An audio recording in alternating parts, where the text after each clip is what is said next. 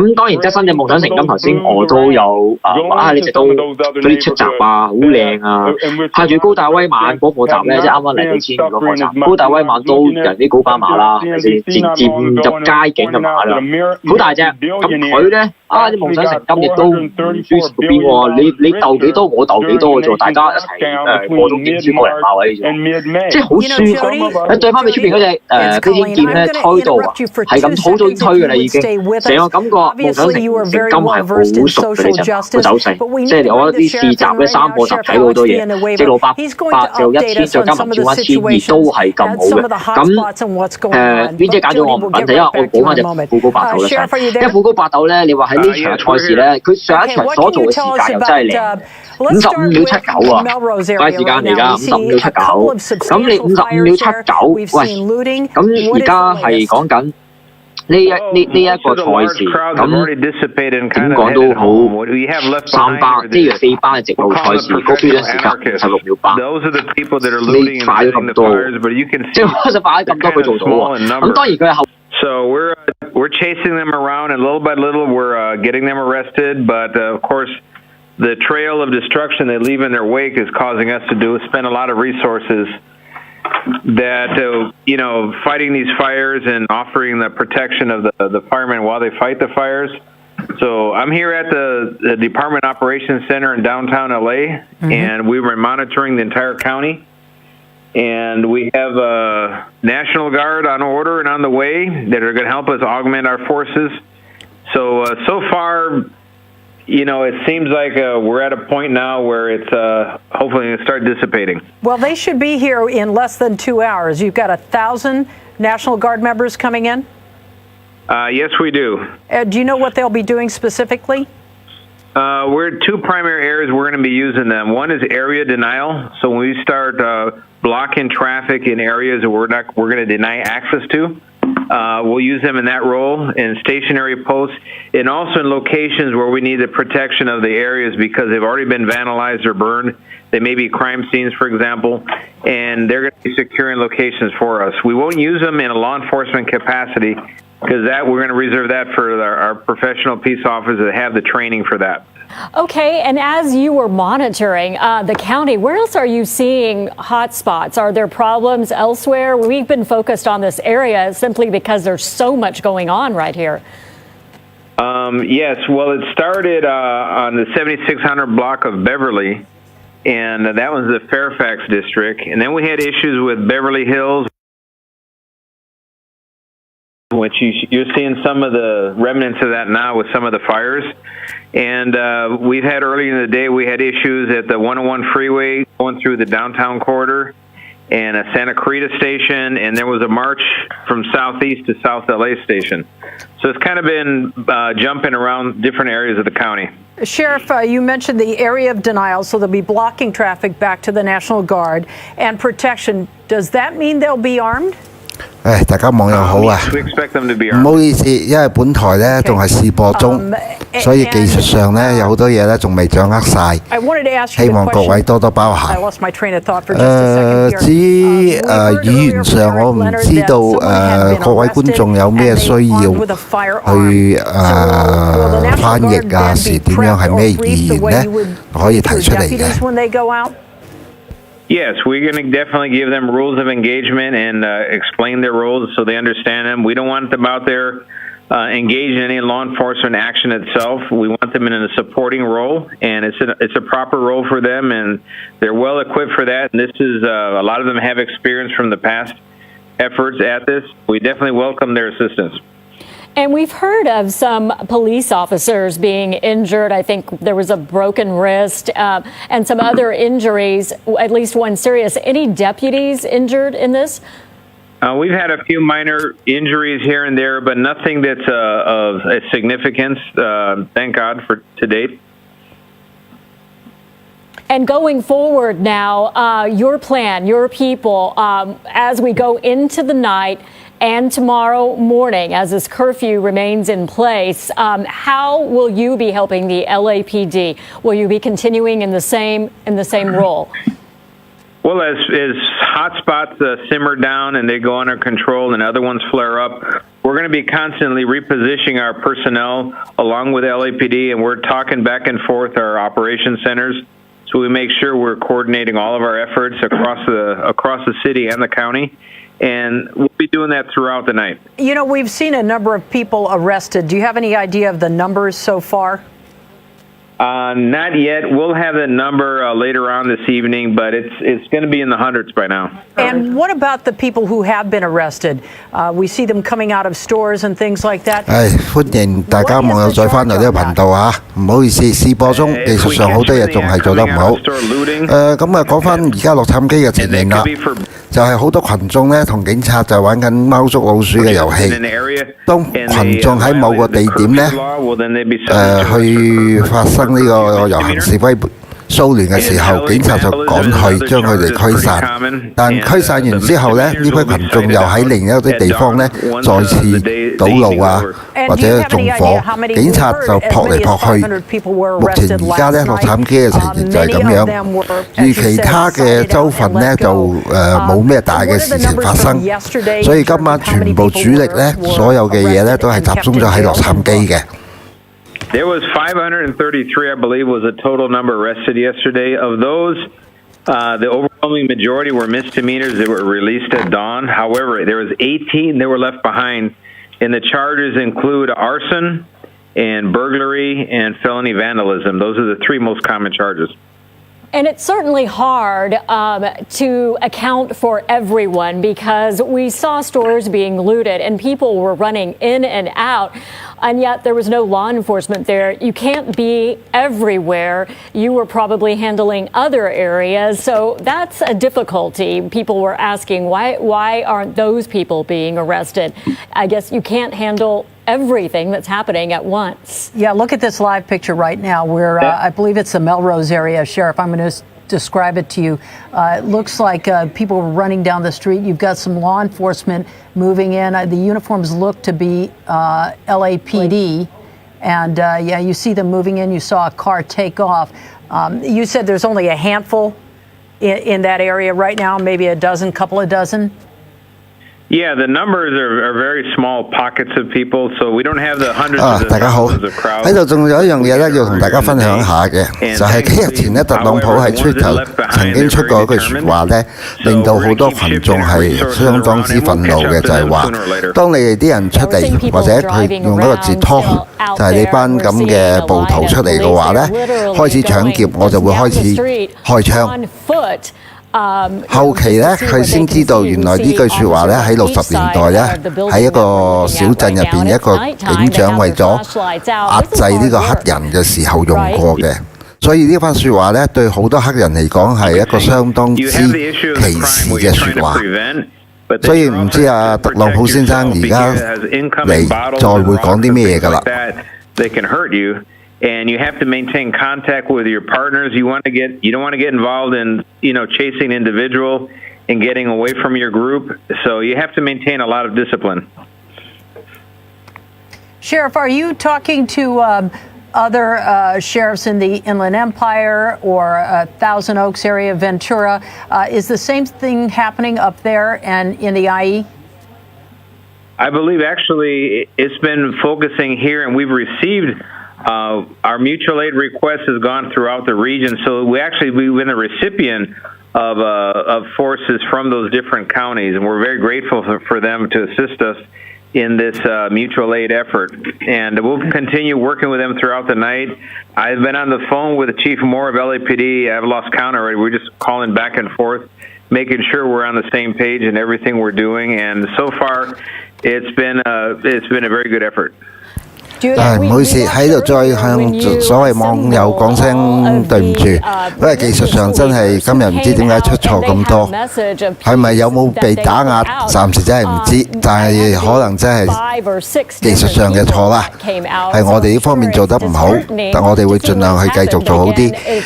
再講翻啱啱幾分鐘前喺美國嗰邊嘅旁述就係話，而家喺市面上或者喺街道上。3個罪行咧係比較嚴重嘅，就係非法集會啊、搶劫啊，同同埋呢個放火嘅。咁警方咧暫時咧仲冇咩人手咧可以大力咁樣去拘捕啲示威者。暫時佢哋採取嘅行動咧，只一個係用驅散嘅形式。咁再夜少少咧，就去到美國嘅深夜啦。咁唔知嘅人群會唔會散退一啲，然之後將個火力咧再集中喺聽日嘅。Useful because then anyone who's out, you're it basically if they catch you. You're the tool that we're going to use. However, we want people to just start going home. Leave the area, go home, get a hold of your friends and tell them, hey, roll it up, time to go home. Yeah, we just saw a car drive up to that police line where we see the officers on foot and the patrol cars following behind, and a car drove up and someone's out the window just literally taunting the officers. That's what we don't want to see right now. We want them to leave. Yes, every single person who's out and about around the city right now is committing a misdemeanor, so they are subject to arrest. Are you concerned you'll see the same sort of thing play out again tomorrow? Every riot, every type of civil unrest has a peak period. It can last a few days. It typically doesn't sustain itself beyond 3 or 4 days, and people get tired eventually and realize that the change is not going to occur by destroying people's property or burning things. It's going to occur by working with the system and making your voice heard the right way. And that voice hopefully will gain traction in the next days to come. I know you were prepared for this, but were you surprised when you saw what went down this evening? Well, we had word ahead of time that Antifa groups, anarchists, were going to pretty much hijack these protests for their own goals. So we were expecting something like this. Yeah, we heard that from Errol Southers tonight as well. Are you communicating with other cities where we're seeing this sort of thing? Oakland, Portland, Minneapolis? Yes, we are seeing in some other major cities. And I know Portland had the issue. Oakland, unfortunately, had the tragic death of a federal officer who was shot. One passed away from his injuries. So that is horrific. Our thoughts and prayers will go out to the families of those affected. And that there's no excuse for that. Nothing whatsoever can defend that. Like nothing can defend what happened to George Floyd. Well, you talk about the different agencies. Sheriff, right now we're looking at Santa Ana, and it looks like they have something going on there as well. Our news chopper for Bravo over that. There's a fire, and we're seeing a lot of people there. Thank you to the sheriff for joining us on the phone. We've talked to him twice today during this, and he's been very gracious to stay on the phone with us and take our questions. But we want to switch over to Bravo and find out what's happening here. Gil Levis, are you there? Yeah, Kathy, we are. This is Santa Ana, as you said, Bristol Street and Wilshire Avenue here just south of McFadden. This is where some unrest is going on here in the streets. A lot of people out on the streets. The Santa Ana Police Department have their hands full. They have the sheriff's helicopter Duke 1 overhead watching the crowds. Here they go. They're starting to run. I'm not sure why. There's probably, well, there you go. There's the march of the officers southbound on Bristol towards the group. That's Wilshire as the intersection there, but the group here starting a fire in the middle of the street, knocking over what looks like a Caltrans sign, electric sign there. They bashed that in pretty good and tagged it up. Now the crowd is going to go away from that intersection. Let me come a little bit further north beyond the skirmish line there, and this shopping center here. This is at McFadden and Bristol. There is a fire burning in the parking lot. This is the shopping center of the Northgate Market, and we heard reports that there was looting going on in this area near McFadden. It might have been in this shopping center, but we checked with the airship overhead, and they weren't sure if the people got inside the stores or not. But just as a safety precaution, they sent a lot of resources here to protect. Here's Northgate Market, and you see a line of cars in front of it. Unsure what the purpose of those civilian vehicles are. 我覺得大家觀眾應該要去了解一下嘅。咁記者問到咧，就係話聽日咧呢啲示威人士啊，會唔會再出嚟咧？咁呢位先生就答佢話：通常呢個社會騷亂咧，最多係維持幾日，群眾就會變成好攰，就會自然解散，同埋知道咧佢只可以同政府嘅政制方法去改變事。但係好唔好彩咧？香港已經持續咗1年。到而家呢分鐘咧，都仲未曾有咩改變。我只係希望咧，各位觀眾能夠睇到嘅就係每個國家都唔想自己國家裏邊係有咁樣騷亂嘅事情發生，而我哋香港就好不幸呢，就經歷咗1年啦。都係回翻我哋呢個頻道嘅初心都講咗，我哋唔係想恥笑美國人，我哋只係想希望攞呢個實質嘅畫面，令到多啲人能夠了解明白，喺無論邊個世界、邊個角落、邊個國家、邊個城市，當有咁樣嘅騷亂時候發生，佢哋嘅政府、佢哋嘅警察會點做呢？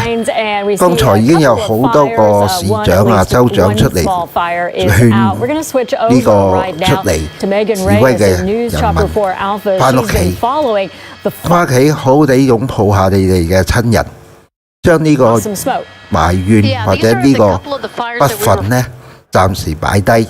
然之後再好好揾個方法咧，去點樣改變佢。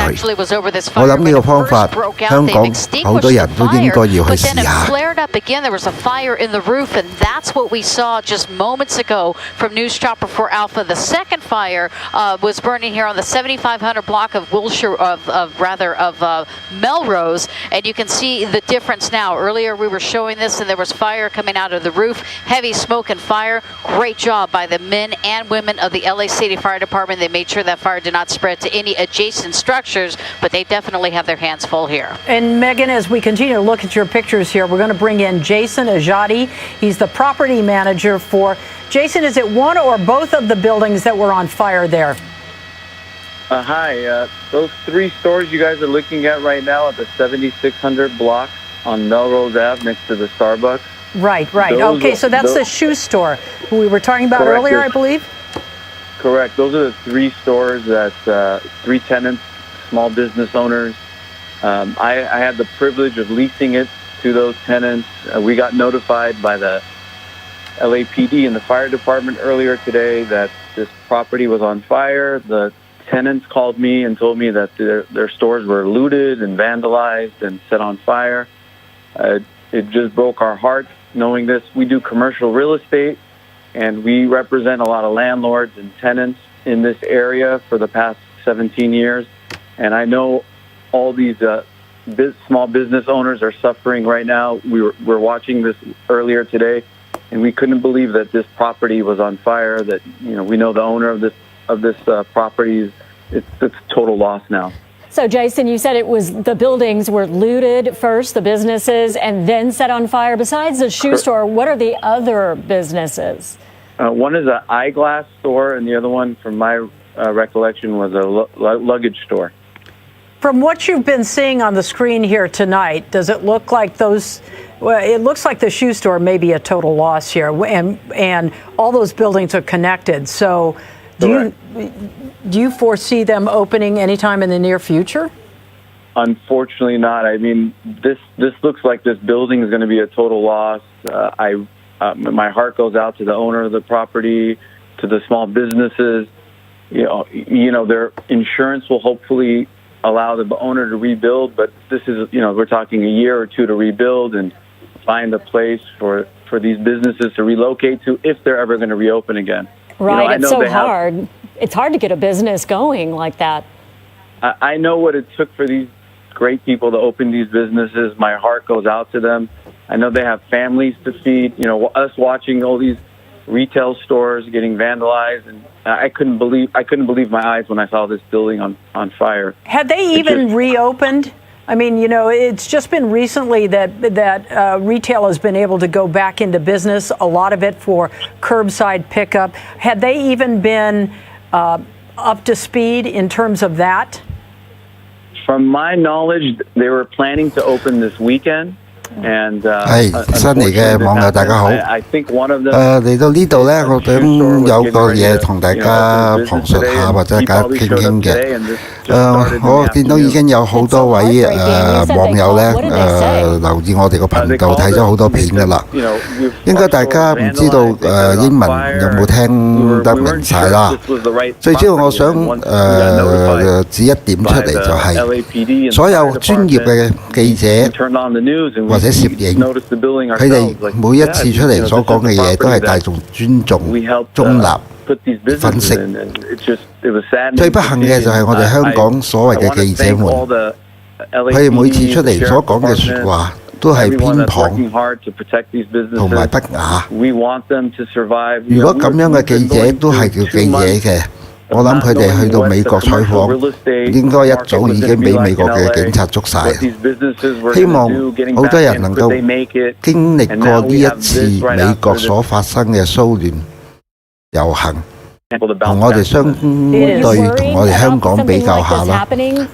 香港人已經辛苦咗一年，而家美國先差唔多一個星期嘅事，佢哋都已經覺得好多嘢係唔合理，好似有人放汽油彈啊、燒商店啊、打爛公眾物資啊，佢哋都係叫暴徒。點解美國政府對自己嘅人民所做呢啲嘢就係暴徒，而香港呢一批叫做抗爭者所做嘅嘢，掟磚、掟汽油彈、砸死攞白、燒人，咁樣佢哋就係一個抗爭者。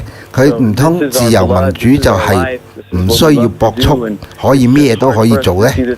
所以想借呢個直播呢，能夠令多啲人去比較，去睇下點解美國政府會咁雙重標準嘅呢？ Jason, we certainly thank you for your time. It looks like there's another sort of spot fire that we're looking at there. We're going to bring in Robert Kovacic right now. Robert, you have some breaking details for us?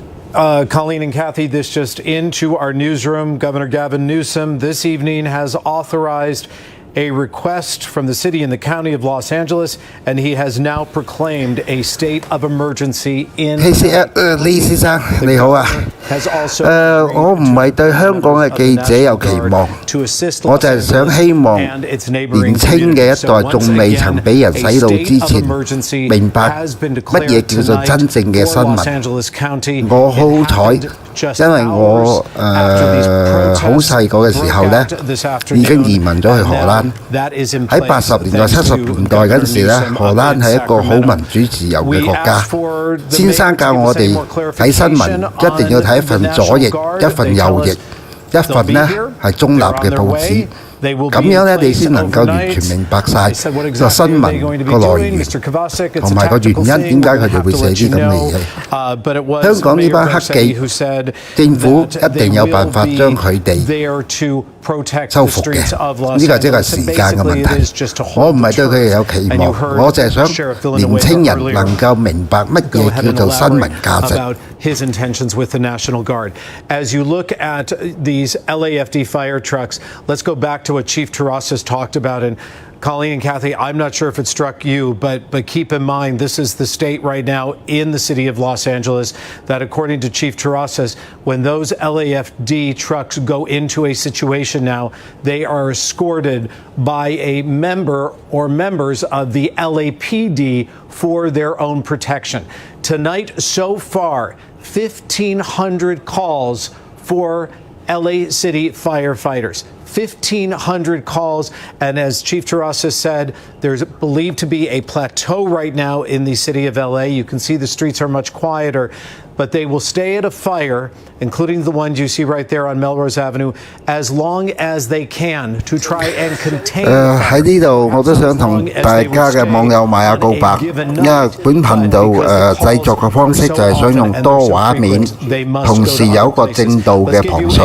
而家科技嘅好處就係，無論你喺全世界邊個國家，你都可以睇到每一分每一秒發生嘅事情。而香港嘅情形就係喺好多呢個 YouTube 直播啊、新聞直播咧，俾好多所謂嘅記者歪曲事實，而警方、政府或者我哋正常人冇辦法喺同一時間去糾正佢。所以本台嘅初心就係以直播嘅形式，對所有喺網上嘅或者係新聞上即時發生嘅事情作出一個糾正，希望大家支持。Morning and wonder where the day is going to take you, please be advised you should check first. For instance, if you want to head out to Griffith Park, it's not going to happen. Griffith Park is now closed tomorrow. You want to head up to Runyon Canyon, it's not going to happen. Runyon Canyon tomorrow is closed. Colleen, you asked the question to Chief Villanueva, and we're still waiting for answers from the city. Perhaps we're going to get more from Mayor Garcetti come tomorrow, because it is very likely, it is possible, given the events that are unfolding tonight, that this curfew could be extended. But in so many other places, the streets are kind of clearing out. There are less people. And as you see from our double news choppers, Bravo and Alpha, that are in the air tonight, there are fewer cars on the street. And so people are adhering to the advice. And the advice is quite simple. What does a curfew mean? The curfew means if you go outside, you're probably going to be arrested. I mean, it got to the point where I was just on the phone with the mayor's office and I said, we've got a bunch of people here on the Universal lot who eventually are going to want to go home. What are you telling them? And they said, exactly. If you don't have any reason to be outside, if it's not an emergency or if you're not on your way home from work, that is where you need to stay tonight. So you continue to watch that fire. You continue to watch the men and women of the LAFD battle that fire. But then just keep in mind, they're waiting for the next call. They're waiting to see where it is going to take them next. But the curfew appears to be working, and it appears to be holding. And we're going to toss it back to you as you narrate us through what's going on right now on these streets. And look at the tagging behind you, Colleen and Kathy. That's just what I was talking about. It's everywhere. Yeah, we see the word George, and we see the police. And Robert, I was just thinking, we were talking about everything that's going on, but now, Colleen, we're getting more additional resources. The National Guard coming in, they should be here by midnight. They were deployed, and they are in action quickly. And now the state of emergency, which frees up funding and just frees up additional resources that now will be put where they're needed. So it seems like all the right pieces are falling into place. And that the curfew has had a positive effect. 喺香港生存咗20幾年，已經有好多人俾佢洗咗腦㗎啦。至於國安法就一定會立㗎啦。咁樣係點樣收拾呢個黃媒？我只可以講一句：中國能夠管到14億人，香港嗰800幾萬人，我相信中央一定有佢嘅方法。最重要嘅就係大家保持一個平常冷靜嘅心。去面對而家嚟緊嘅事，因為而家係雪上加霜。香港除咗呢個黑暴同埋呢個黃絲嘅問題、疫情呢個問題，好少人去再關注。每一日都起碼仲有世上仲有幾千人死緊。而家我哋對於死亡嘅數字根本開始麻木晒。多謝你嘅支持啊！ working their way westbound on Melrose. Look how they're approaching that vehicle with the guns drawn right now. We don't know what led them to this particular area, but we can tell you we heard about some commotion there along Melrose Avenue near Crescent Heights, and you saw that line of LAPD officers in the street walking in a westerly direction, pushing a few individuals, and then all of a sudden the skirmish happened and they started running. And again, it just takes a few people, and that's what it was. There were a few people who they were chasing. You can see the line right there. That's Melrose Avenue, as these line of officers are continuing walking in a westerly easterly direction. They're heading towards or away from Fairfax. So right now, that's the situation. We see this all over the place, Colleen. I look out the window and I just see line of officers like this. And earlier you were talking about the graffiti. I see graffiti everywhere. I can't zoom into it. A lot of it has profanity, but we're noticing a lot of graffiti here on these buildings. So that's just one of the things that we are beginning to notice here as we're seeing more activity. And again, I mean, look at these cars. There is a mandatory curfew. We still have vehicles out here driving in circles, and we still have a lot of people on the streets here causing. Yeah, so you know, it just takes a few. Yes. Where you were just before that, where that car was stopped. So that was Fred Siegel at Melrose and Crescent Heights. And if you use that as a launching pad from where they are marching right now, from where this line is right here, and where they're scattering, they're heading towards, if you go straight down, you're going to go smack dab into the Beverly Center. And we did understand there were problems there at that major mall earlier, that there were people trying to get in on the escalators there, and they were trying to get into the store. So it's almost taking you now into that area that was a problem earlier today. And so now it's heading that way, that could be one of the reasons why, towards the Beverly Center and towards that area right now. So this is the march west as they go. 香港嘅黃絲已經好精㗎啦，佢哋立法會已經攞到議席，但係發覺佢哋嘅功能唔大。而家反而佢哋開始着手香港呢個叫業主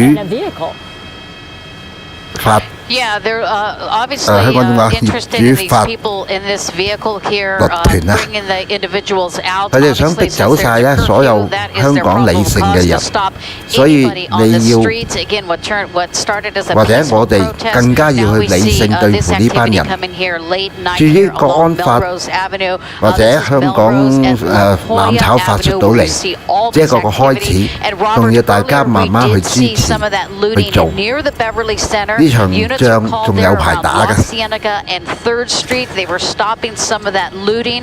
黎薇先生，你問得好啊！打就是民主。其實民主兩個字去到每個國家都有佢唔同嘅意義。好似我自己喺荷蘭住咗20年，荷蘭已經係世界上屬於一個係最民主、最自由嘅國家，但係喺度民主自由裏邊一樣有佢嘅框框，唔係代表我哋所有嘢都可以做。只不過我哋嘅教育話俾我哋聽，有啲嘢應該可以做，有啲嘢邊啲唔可以做。如果失去咗呢個底線嘅，咁呢個世界就係會大亂㗎啦。Forcing anybody who is on the streets to get out of this particular area. The helicopter above, they did have the LAPD helicopter above. She was directing officers in an area anytime they saw some individuals who were suspicious or they saw them attempting to loot some businesses. That's where they were deploy the officers. You can see him with his flashlight, broken glass there down below, evidence that this building was looted earlier. We don't know what type of building or commercial building this is, but officers are checking to see if anybody is here in this building right now. But you can see it is a meticulous search. They go as they walk, just making sure that each structure is secure. But right now they don't have anybody there. This could be damage from some earlier looters. But let me show you here. I see broken glass on the ground here. So a lot of destruction here from folks who were working their way in this area, Melrose Avenue, just west of La Jolla. It's interesting. There are a couple of parked cars there. Megan, you have any idea how far west they're going to go? 你好啊，好對唔住，我個節目仲係蘭登大雅之堂啊，同埋喺技術上好多嘢都未曾做好，所以暫時冇得喺內地直播。多謝你嘅問候。So really, it's calling. I'm seeing it everywhere. I'm seeing law enforcement officers everywhere responding with their lights and sirens. So this just is one of the many tactical procedures procedures and areas that we're watching officers trying to clear the area. And again, there's some more graffiti on that building, so I have to be cautious. A lot of it profanity. So yeah, we got to be careful. Go ahead. Colleen and Kathy, you had asked before, are they hitting specific targets? Megan, pull up a little bit and show us that building. That's the Paul Smith building on Melrose. That pink wall, on any given day, you will find nothing but tourists having their photos taken in front of that pink wall. That is a destination location for tourists and for people in Los Angeles. And one of the things that I think we really need to point out here 美國政府咧一路係強調自己係一個世界上最民主自由嘅國家，但係美國黑人佢嘅民主自由喺呢400年裏邊都未曾完全攞得到。你講得冇錯，我哋一定要站起嚟爭取我哋嘅民主自由，因為民主自由唔淨止係你美國人識講，喺中國我哋一樣有我哋嘅民主，有我哋嘅自由。into therefore residential areas tonight too. Right now, you can see where they're going on major streets here, Melrose, but also an alleyway to the south. So they are making their way towards some of the residential areas. You can see officers, looks like they may checking for individuals here. Yeah, I thought they found somebody, but they didn't. But they are extending their search, not on that line, not only on the major streets, but also on some of the residential streets. Let me just give you an idea. Let me show you Melrose. This is Melrose here. I'm just going to pull out so you can see the line of officers. In fact, as I zoom back over here, I see more activity. That's where the fires are right now. So kind of gives you an idea. Line of officers over there, but everything along Melrose. This is just one of the streets. Again, a lot of activity. A lot of activity we're hearing about on Fairfax earlier and La Cienega by the Beverly Center. But let's show you that fire right now. It's starting to intensify. This fire was started earlier in the afternoon. Gil Levis was over this on Melrose Avenue. This is just a little east of唔同嘅國家有唔同做嘢方法。CYL 都講點解美國警察唔用盾牌，因為大家去處理方法唔同。美國嘅警察係絕對唔俾你近到佢咁近，用呢個盾牌去擋佢哋嘅。至於邊個國家都好，如果佢嘅警察軍隊係過分用武力嘅，對所有嘅市民大眾都唔係一件好事嚟嘅。There was a nail salon at one point. I know there was that building, and I'm trying to remember the other building. We've covered the shoe store. I mean, it's incredible that this has started up again like this. Yeah, and again, this could be that the nail salon you were talking about, Kathy, because this was the first fire on Melrose, this building here. Yeah, a nail supply or some, and you know, I don't know if it's a salon or a supply store, but it had nail in the on the sign. And the fire was extinguished. Firefighters then all of a sudden had to divert their attention to the fire just down the street over right here, about a quarter mile away. And all their attention was diverted here. They've extinguished that fire. 先翻返去畫面所發生嘅事情。而家警方咧開始逐步咧將某啲示威者咧推散，或者將佢哋推散到去某一個角落㗎啦。喺某個情形之下，有啲街道咧開始已經少咗好多人，但係有啲地方嘅縱火咧仲依然係好劇烈。而啱啱收到消息咧，喺其他有幾個市咧都仲有零星嘅抗議同埋示威。咁睇落嚟咧，今晚佢呢個戒嚴令咧，嗰個效果對政府嚟講都仲唔係説得係好好嘅。Yeah, Megan, what is the building adjacent to this? You know what? We'll get around to the other side so I can see the names of some of the buildings here. But all right. And as you're doing that, let me ask you this: give us an idea if the police line is still there, sort of guarding the firefighters. Here's the police line, and that is one of their jobs here. They are making sure these firefighters are safe. Again, the firefighters are going to stage until it's safe to come into the area to battle any fire. We've been seeing numerous fires fires here in the city of Los Angeles tonight. A lot of rubbish fires, unfortunately some structure fires as well. Let's see what kind of businesses are located next door to this nail salon or merchandise area. But let's look at some of these structures here. It looks like a couple of mom and pop shops. So I don't have any immediate names, but Colleen, we are getting into position so we can tell you what some of the adjacent stores are. And those are the businesses hit hardest by the pandemic. You know, Megan, we know where you are. We know what you're doing. We have Bravo up as well. Gil Davis is in News Chopper 4 Bravo. Gil, give us an idea of your location, and this looks like another fire. Are you still in Santa Ana? No, actually, Colleen, we've made our way back up here towards Fairfax. This is actually 3rd and Orlando Avenue. The fire department getting on scene here to try to knock down this fire. It's a row of businesses along 3rd Street. 歷史就係歷史所發生嘅事就發生嘅事。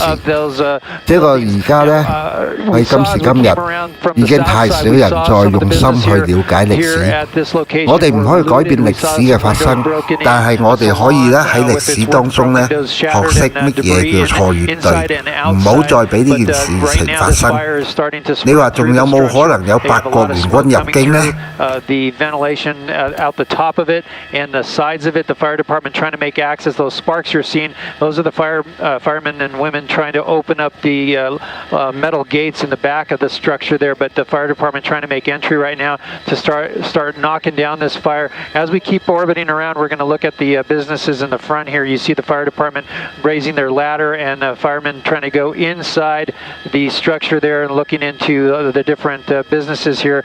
And as I come up a little bit, you'll see the police department on scene here. There's the salon that was broken into, and as I come in a little tighter, you can see the windows blown out there in the front. So again, another structure fire burning here, a 3rd in Orlando, and it's just continuing to burn out of control at this time. Gil, how many, in your estimation, how many fires have we seen at buildings since this all began? Well, you know, as far as structure fires, I'm going to say at least 6, but there could be more. I know Megan's been covering several of them. We had that big one there on Melrose, but a couple of them on Melrose, actually. So I believe this might be 5 or 6 in the count. And you're seeing the fire department here trying to access that structure. And, you know, it's kind of like L-shaped. It's on one street here on Orlando, and then this is 3rd Street here in the storefront. And so firefighters, you know, trying to figure out where the fire is moving to, and they have a lot of smoke coming out of different areas. You know, if people are out of the area, it makes you wonder how this started. I'm going to have to, you know, guess that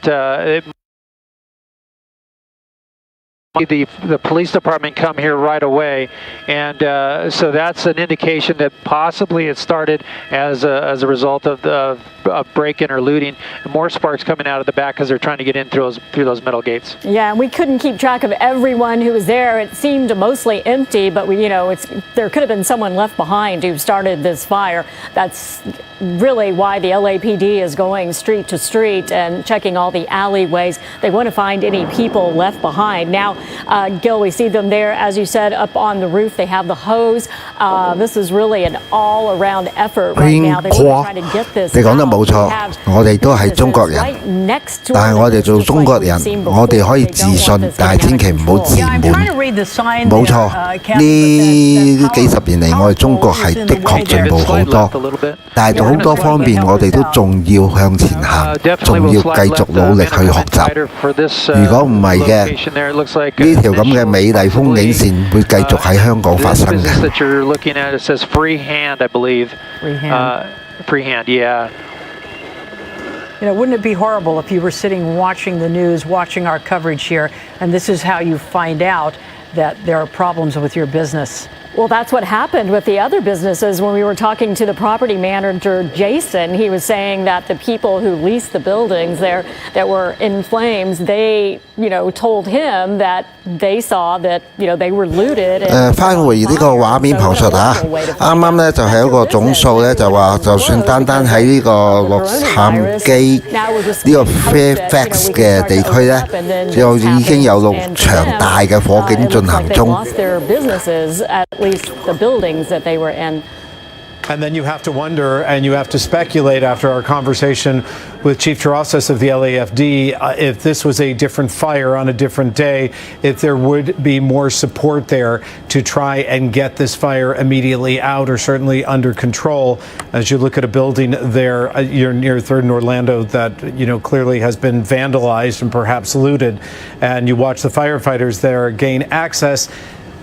The chief did tell us, as you heard, if you heard our live interview with him, that he is going to be speaking with the chief of the LA County Fire Department, Darrell Osby, about trying to get some additional support from county resources to come and help the LAFD as they continue to battle these fires that are really all over the city. And, it started last night. This has been an exhausting 24 hours for them, and it just continues.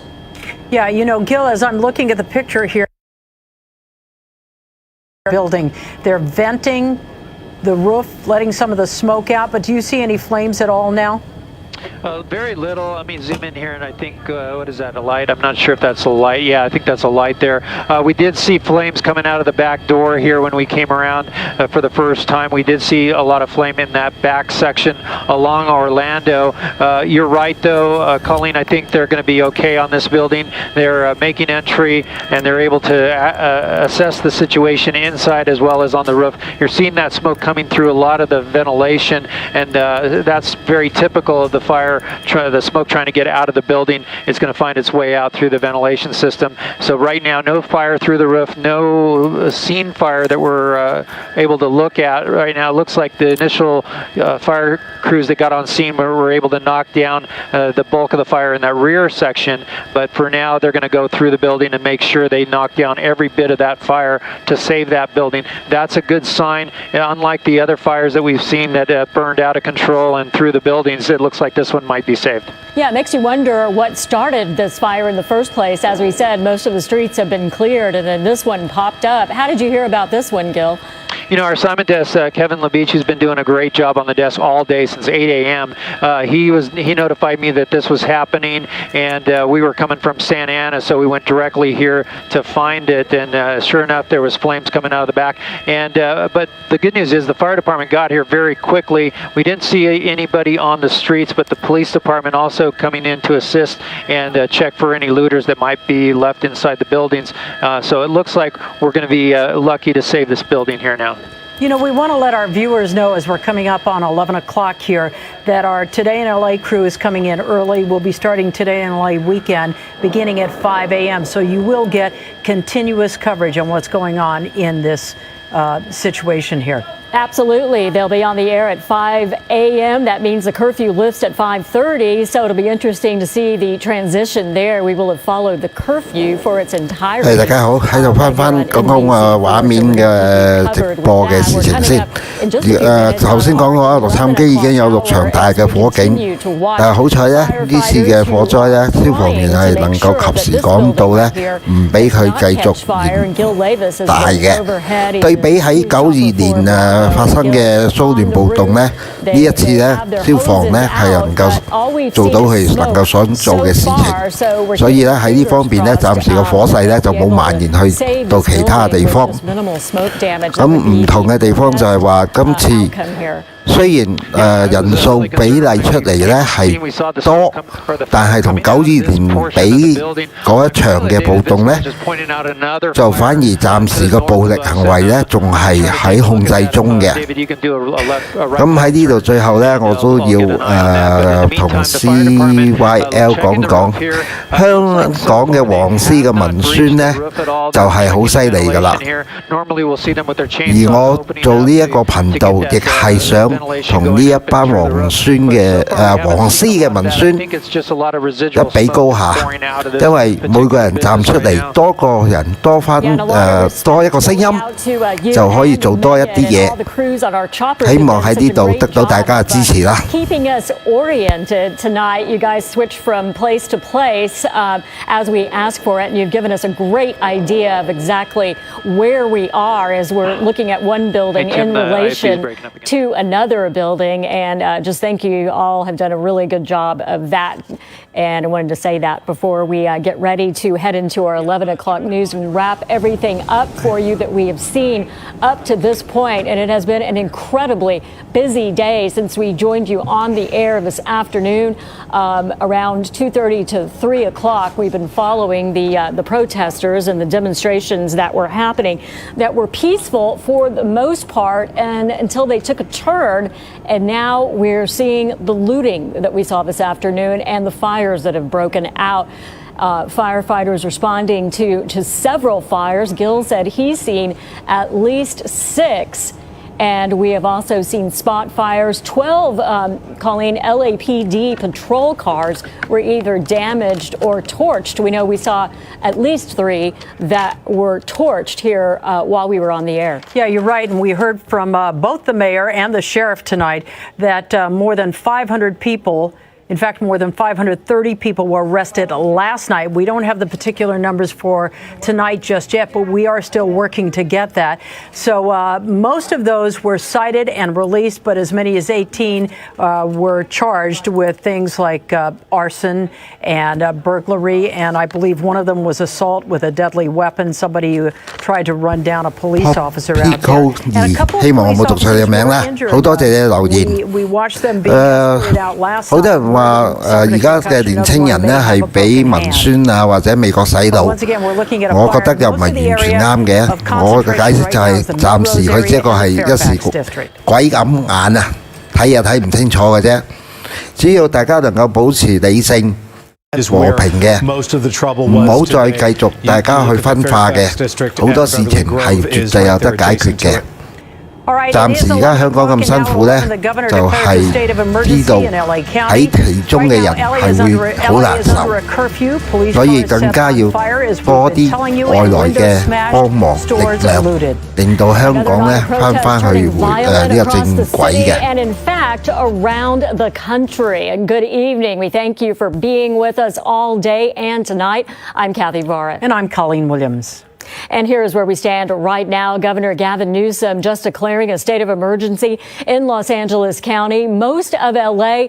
is under a mandatory curfew. And Sheriff Alex Villanueva just told us anyone outside will be arrested. Also tonight, the National Guard headed to the area trying to restore order. In fact, they should be here within the hour. Scenes like this have been playing out all night long as hundreds of people are taking aim at the Fairfax district as they protest the custody death of Floyd. Once again, it started out very peacefully today and then turned dangerous. Protesters set fires, they smashed glass, they looted stores. We saw that several times, time and time again tonight. Tonight, all bus and rail service is down during the curfew. Melrose Avenue stores hit up when the sun went down tonight. Opportunists breaking the front window of a high-rise watch store, a high-end watch store, also an Adidas store and a high-end shoe store, taking anything they could get their hands on. We saw it all live earlier. This was the scene at a shoe store on Fairfax. Dozens going in, running out with boxes and boxes of goods. They had to break in through the metal gate just to get access to the store. The other thing we've seen time and time again, protesters starting several fires in the Fairfax area. And in fact, one of them out of protest signs and debris, this all happening in the middle of the street. Several police cars, you're seeing them there, were also torched, as well as a police kiosk, which was located just outside the Grove, just outside the Nordstrom there. Fires were also started in stores on Melrose Avenue, and something that brings up a lot of feelings for Angelenos. Palm tree on fire near Melrose and La Brea tonight. We're going to get right up to Gil Levis. He's a news chopper for Bravo. He has been in the Fairfax district all night. Gil.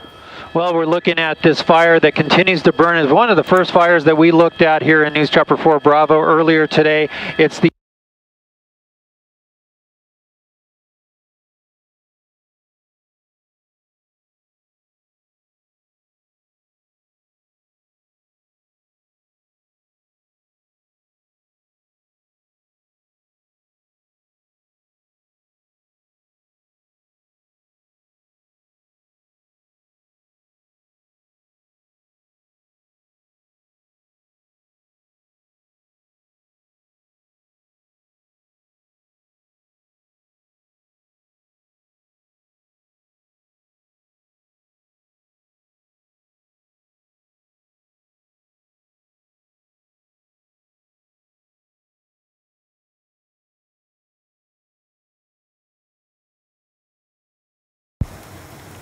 係大家好，剛才畫面咧已經講到啦，喺呢個洛杉磯市同埋附近呢，已經進入呢個緊急狀態，有好多情形之下呢，暫時警察呢係無法呢控制呢個環境嘅。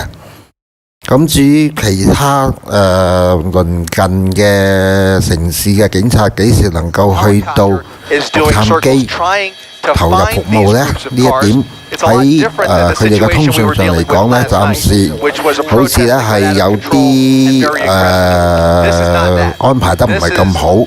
我諗最主要就今晚，我諗佢哋已經知道呢係好多嘢控制唔到㗎啦。我諗呢警察啊、政府呢，今晚呢過完呢件事之後，聽日呢會重新重組嘅。我睇睇佢哋今晚呢嘅直播係講啲咩。咁啊，如果聽日再有啲事情或者呢個騷亂遊行出現嘅，我先再向大家再詳細報告啦。Is nothing but blue and red lights crisscrossing this city like I have never seen before. Well, we're going to get back to you in just a little bit, Chris. But in the meantime, the curfew order only applied to downtown Los Angeles when it was first announced. Eyewitness News reporter Amy Powell, though, live now in downtown L.A. with a look at how it's going tonight. We just saw, Amy, this apparently roving band of thieves that were going from one place to another. What are you seeing?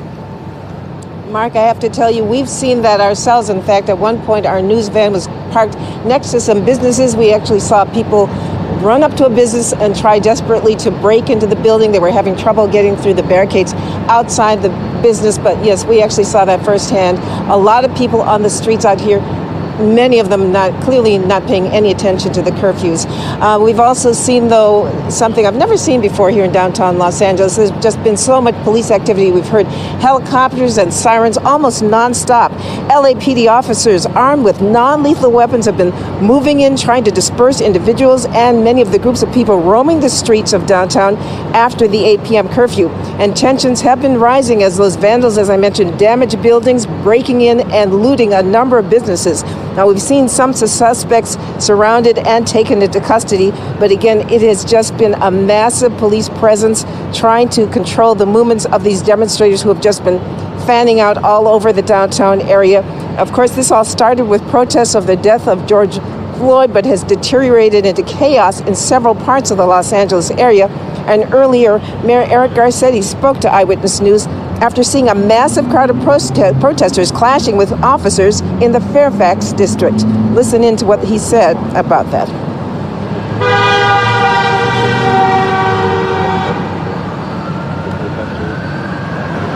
Officers and peace officers who are on the front line. And for the interest of public safety, people need to stay at home. People need to remain at home during this curfew so that we can know that folks that are out during this curfew are out to cause trouble. And it's been clear that at a very righteous moment when people who rightfully so have not only looked at the act of insidious racism that took George Floyd's life, but the continuing structural racism that infects this country, that this is changing the conversation from the justice that is deserved to suddenly the destruction of a city that we love. There's clearly people who are out to destroy not only parts of our city, but to destroy any hope of a coalition that would bring us together to get justice for George Floyd. Again, that curfew from 8 p.m. to 5:30 a.m. As you know, it was initially issued for the downtown area and then expanded citywide. From everything we're seeing and hearing, it's going to be a very long night. Reporting live in downtown Los Angeles, Amy Powell, ABC 7. 或者講清楚究竟呢件事情嘅發生嘅因由。 Also, we're hitting the stores in Beverly Hills. 喺香港，你出嚟遊行示威，你可以講你係政治打壓，出嚟做咩事都會有人幫。 Well, the good news here, Beverly Hills, things have calmed down. As a matter of fact, police just a few moments ago reopened a Beverly Drive to traffic. You can see cars can now go through, but the police are still here. They're on the side streets. They've also reopened Rodeo Drive, but they're still in the area. They've been driving around, keeping a close watch on any vehicles, anyone trying to come through here. And of course, there were incidents of looting in the afternoon, and that's why police came here, blocked the area with all of the high-end stores. Now, earlier, there was a huge crowd here right across the street here in the park, and people were saying, setting off fireworks, screaming at police, and tagging the walls of some of the businesses here. Now, when the curfew time hit, that's when the police asked people to leave. A sheriff's helicopter was overhead. We could hear it alerting the crowd. People did not leave, and that's when we heard a pop. We could see a huge cloud of tear gas. The crowd started running in our direction, and the tear gas moved quickly. It was on us in seconds. It hit my photographer, Rich Cannell, and I as we were standing here, and the crowd came right at us. We just got hit by tear gas. We just got hit by tear gas.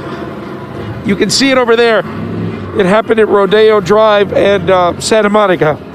Oh, I got to stop because I can barely, I can't even keep my eyes open. But yeah, we saw people running toward us, and there you see the cloud of smoke. Sorry, but the tear gas just hit us. And some people are setting off fireworks, but that was tear gas by the police or someone.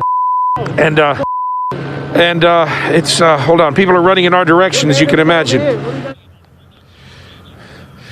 Yes, it was very intense there for a while. Again, as soon as that happened, the people all dispersed, and they seemed to go up the street towards Sunset, and then that is it. Unfortunately, things have calmed down a bit right now, but again, police are still here throughout the area. They're circling around, keeping a close watch on the businesses just in case. Reporting live from Beverly Hills, I'm Carlos Granda, ABC 7 Eyewitness News. All right, Carlos, thank you, and thank you for staying on duty here, given what you just went through. Thank you. Let's get to Eyewitness News reporter Leanne Suter. She's live in the Fairfax district, which has been the epicenter of so much of what we've been seeing tonight. Leanne. Mark, so much damage throughout the Fairfax district. What began, as you heard Carlos say, as a peaceful protest at Pan Pacific Park, it quickly spread around the Grove, around the Farmers Market, and then up here into Fairfax district. And this is where we saw so much of that damage. This is where we also saw a lot of the trouble from all of those groups that started gathering. Taking a look at this video, this is what we saw repeatedly today. Many of those protesters throwing M80s, fireworks, into the crowds, one going off in the middle of the intersection right by us. We saw one earlier this afternoon actually land on a police officer's shoulder as they were pushing the crowd back. They certainly have been facing a lot today. We've seen rocks and bottles thrown, lots of water bottles thrown at the officers. Here in the Fairfax district, though, this is the heart of where we have seen so much damage. I want to show you a couple of things here. Over here, I mean, take a look. This is Tony and Guy salons. This is you can see it's completely flooded inside. The windows shattered. The alarm going inside. All of the sprinklers have been going off, so the entire business has been flooded inside. This coming just when they got official clearance to actually open their doors. That certainly is not going to be happening anytime soon due to the damage. Outside here, you can see this is some of the stuff we found. There's clothes strewn all over the street here. You can see them still on the hangers. These are some of the things that many of these looters were grabbing. Look at this pile of sweatpants and sweatshirts here, grabbing from the stores here and just bringing out anything they could, anything they can get their hands on. In the middle of the street, this is one of the other things officers face. Many of the protesters setting fires in the middle of the street as the officers were moving through here. Certainly a very dynamic, very dangerous situation today.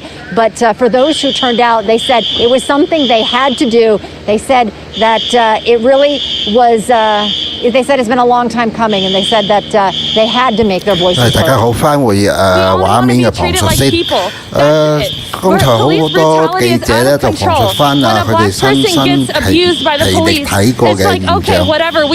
每個記者都係強烈譴責呢班真正嘅暴徒，佢哋嘅搶劫啊、破壞啊。所以可以證明一樣嘢就係，如果你真真正正出嚟係理性遊行示威。政府國家都會支持你，但係你做出一啲咁樣傷害他人或者財物嘅事件，係每個國家都唔容忍你嘅。喺呢度我仲要想每回CYL。講到6·4，我只可以講我自己嘅親身經歷。1989年6·4之後，10月尾，即係89年嘅10月尾，我已經翻到過北京。當時我仲同埋2個西人翻去添。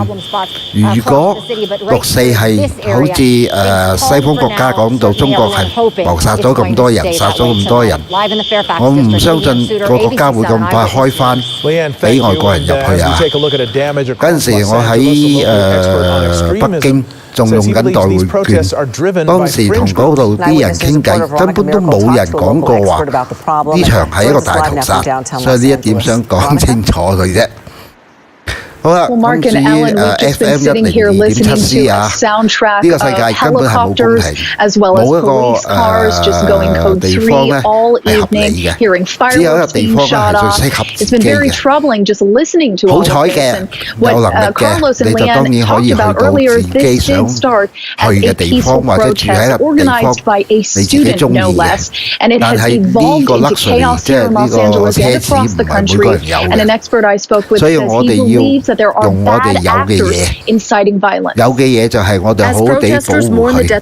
我10月份呢個中大、理大暴動最犀利嘅時候，我喺香港喺彌敦道拍過好多片。咁彌敦道本來係一條好靚嘅街，一個可以代表香港嘅景點。但係成條街俾呢間暴徒整到真係好似一個第三個世界嘅國家，咁樣對社會會好咩？至於你話美國政府嘅野心，美國政府嘅野心不嬲都存在㗎啦。但係咁講，每個國家佢為咗自己嘅人民去製造一個好嘅環境係冇錯，但係個手段就係做得太差啦。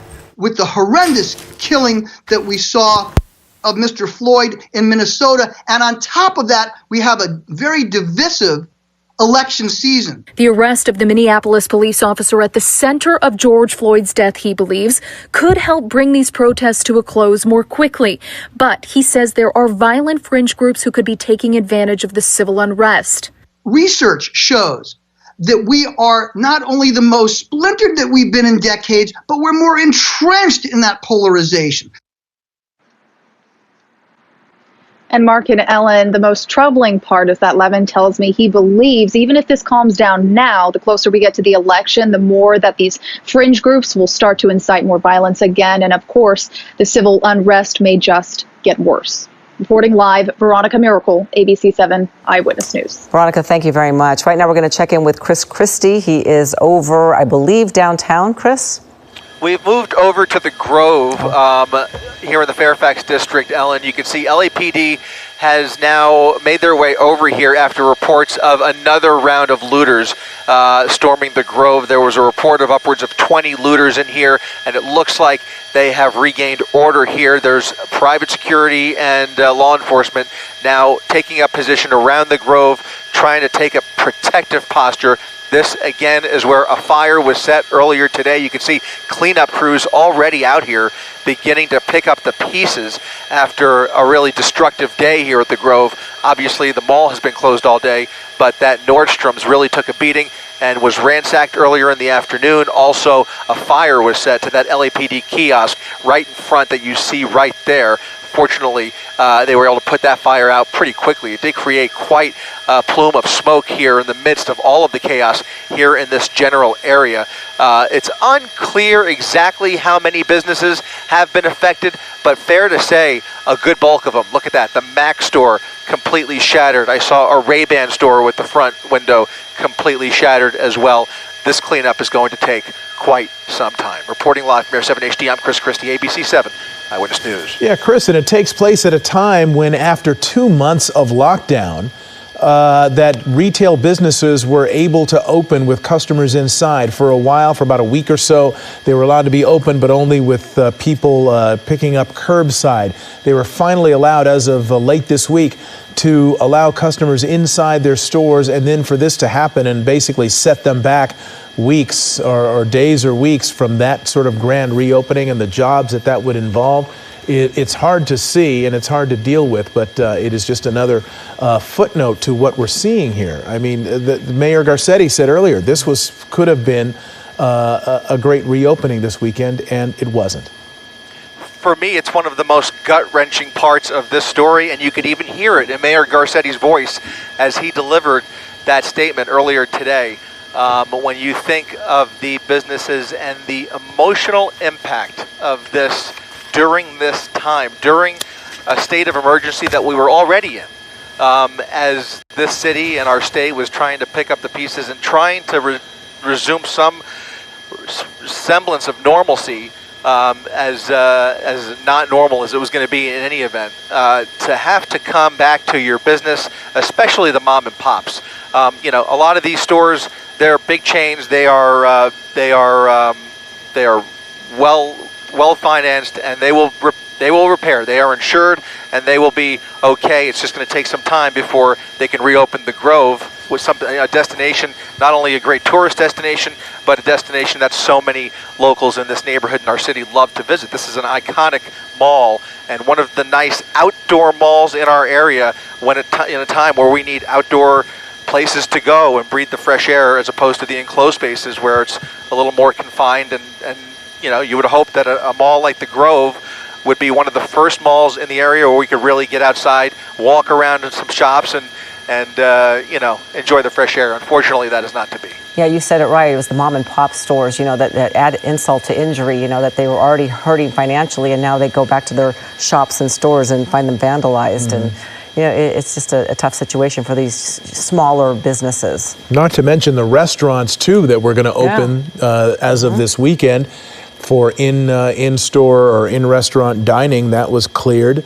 And so that could have been going on. And, you know, well, it's a little late now, but earlier this evening, those restaurants would have had people in them having dinner, having lunch earlier in the day. But now that's not going to happen, at least for the time being, until this situation has calmed down. And we've been concentrating. Incredible to see these cleanup crews already out here this evening. Part of me is a little bit in awe of these cleanup crews who have showed up this evening to try and get the process started of cleaning up, despite just what a terrible day it's been. But you know, it's a little bit inspiring. It's going to be a long time for that cleanup to happen, especially in the Fairfax district. Shop after shop just vandalized and glass broken and shattered everywhere.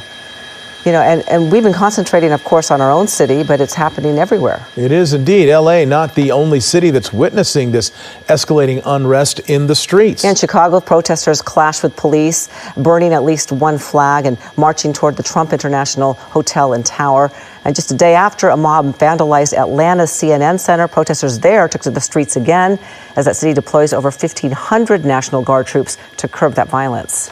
And, of course, in Minneapolis, that's the epicenter of the protests. More buildings erupting in flames there as police moved in to arrest protesters and keep order. It has been a very difficult day across the country. See demonstrations, and Air 7 HD has been there for all of them. And hopefully we can cue up some of that. All right, we're going to stick with Chris Christie in Air 7 that's over the Grove right now, and more signs of looting that have occurred. It was happening earlier there. We thought it was in the clear, but apparently there has been some more. 大家好，翻回呢個畫面上嘅分析先。頭先咧講到咧就係洛杉磯啊，今晚呢個暴動嘅事情啦嚇。其實咧洛杉磯啦，啱啱咧就呢個星期咧開始咧喺疫情下咧開始逐步開放㗎啦，但係經過呢5日嚟嘅騷亂啦嚇，好多商店咧就雪上加霜，再加上埋今晚呢個大型嘅示威同埋破壞咧，好多商店嚟緊1-2個星期都未必能夠恢復正常。好，暫時咧未有時間回覆大家嘅留言，揾緊一個有趣嘅話題，就係想講呢個美國南北戰爭。解放呢個黑人奴隸嘅事嘅資料，個幾分鐘後先再同大家討論啦。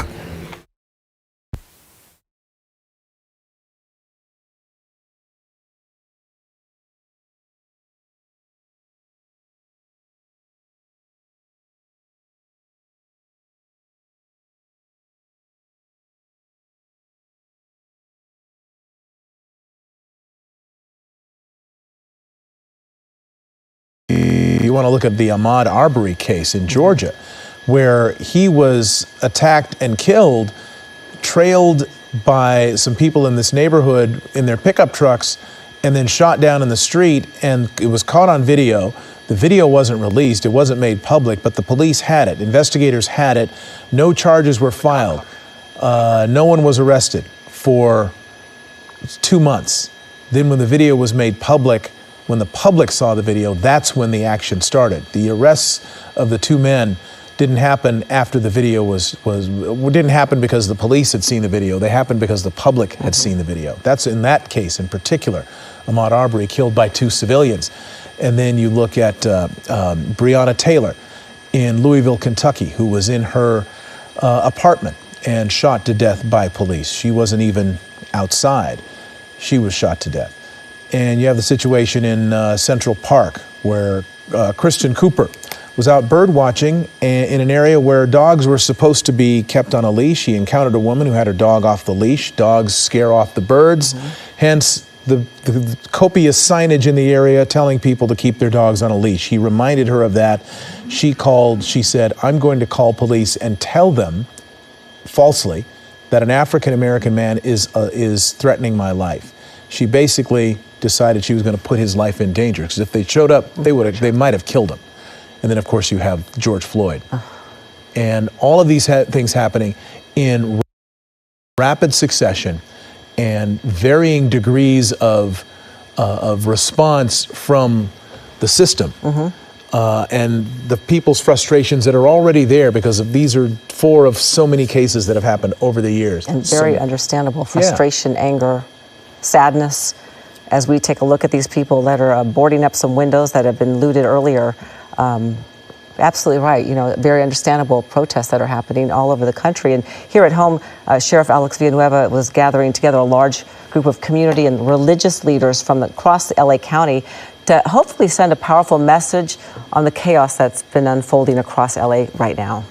Make a mark, make a difference, but do so in a way that when we walk away the next day, our community is intact. It's not trashed. We're going to help to make justice happen. This is just one of the first steps, but we all must help to make justice run down as water and help righteousness to flow like a mighty stream. Violence is not the solution. Coming across the aisle of our separation and the paradoxes that create the problems that fuel these types of outbursts, that is the remedy that we have to find that sustains peace. I want to say we are all with you. African Americans, Caucasian American, any minority here, we are all here to support you. But this is not the right way what we are seeing for last 3 days. Burning businesses, harming others, it's not going to help anybody. As all these speakers have said very correctly, let's get together. Let's find a proper solution. Well, unfortunately, people they want to speak to, these spiritual leaders, are not the ones listening. They're out on the streets protesting. So, but nevertheless, they tried. LA County Supervisor Mark Ridley Thomas was pleading for protesters also for peace and with a nation that's deep in pain. And he says the relationship between protesters and police is not simple. Protests need to be peaceful, and police should also show restraint. They do have an obligation to protect the well-being of the citizenry of this city. And I would hope that they can do that with minimal discord, minimal degree of harm to individuals, not the least of which would be to themselves. Protesters have an obligation to be guided by the Constitution and the First Amendment, but that speaks largely to peaceful protest and organizing. There should be law enforcement reform. Many of us have stood for it over many, many years, but it has to happen in the context of constructive engagement. And if that happens, we can make progress.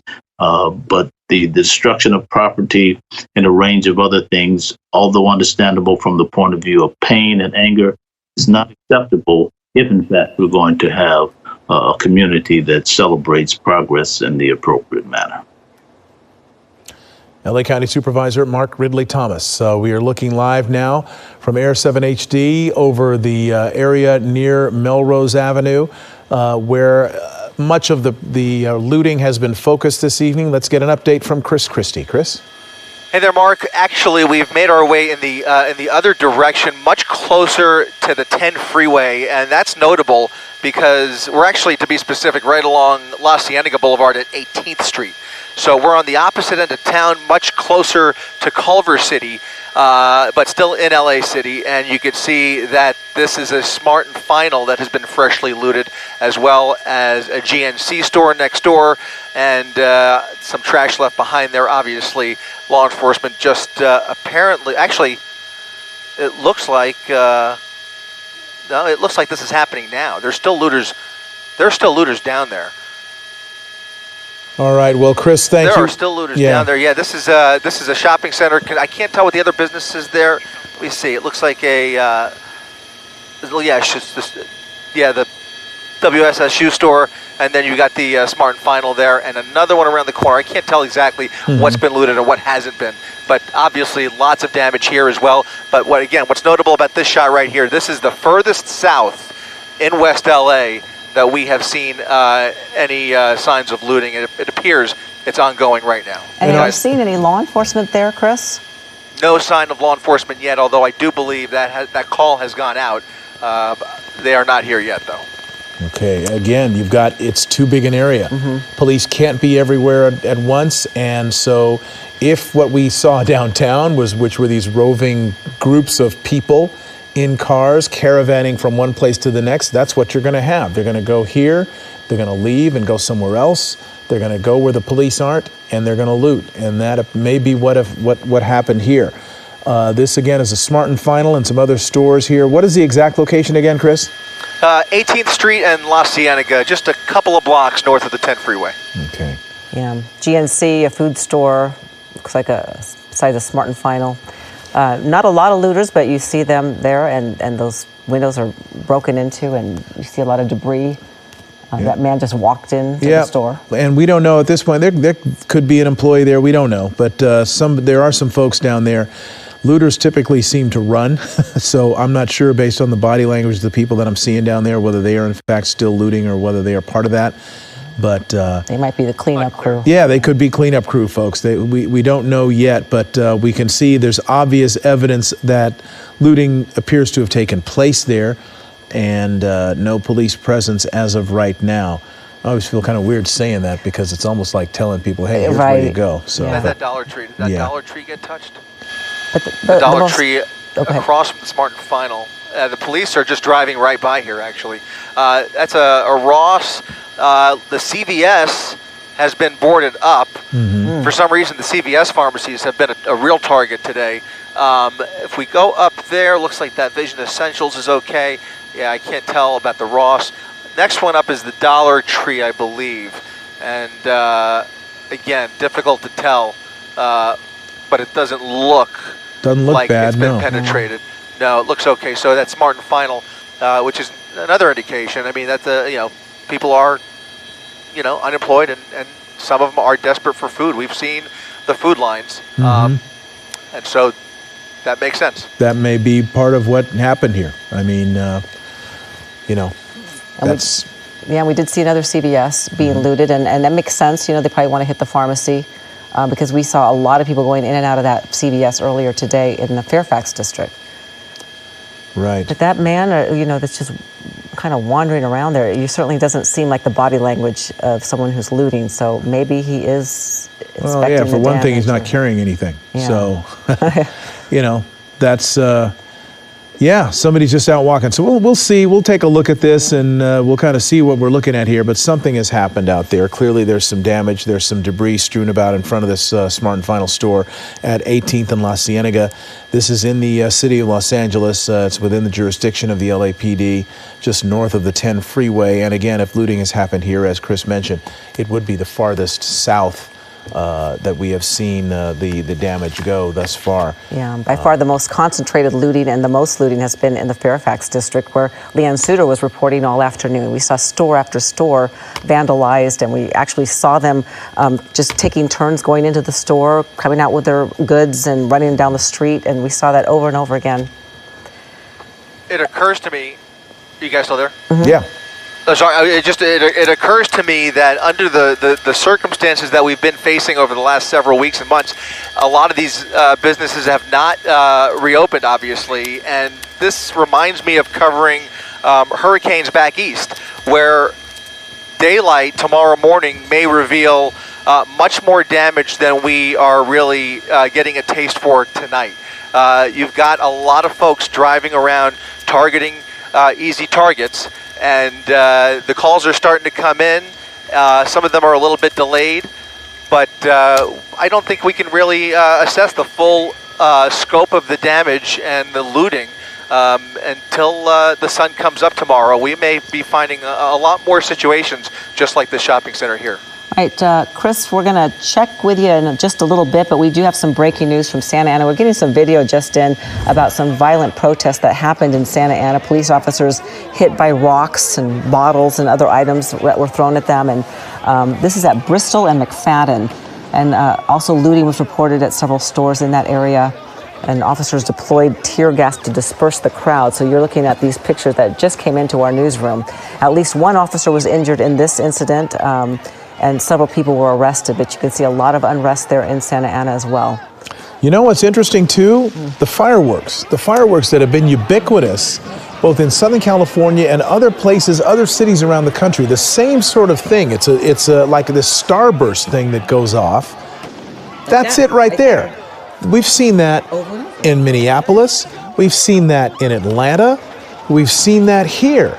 And I'm wondering why it is that seems to be the thing that's being employed and whose idea this is. 各位好啊，又翻返嚟啦。睇咗成晚呢啲畫面咧，其實嚟去咧係幾有事情發生嘅。喺美國時間嘅30號啊去到中午時分咧，好多遊行示威咧都係屬於和平嘅，警方咧就冇乜嘢採取行動。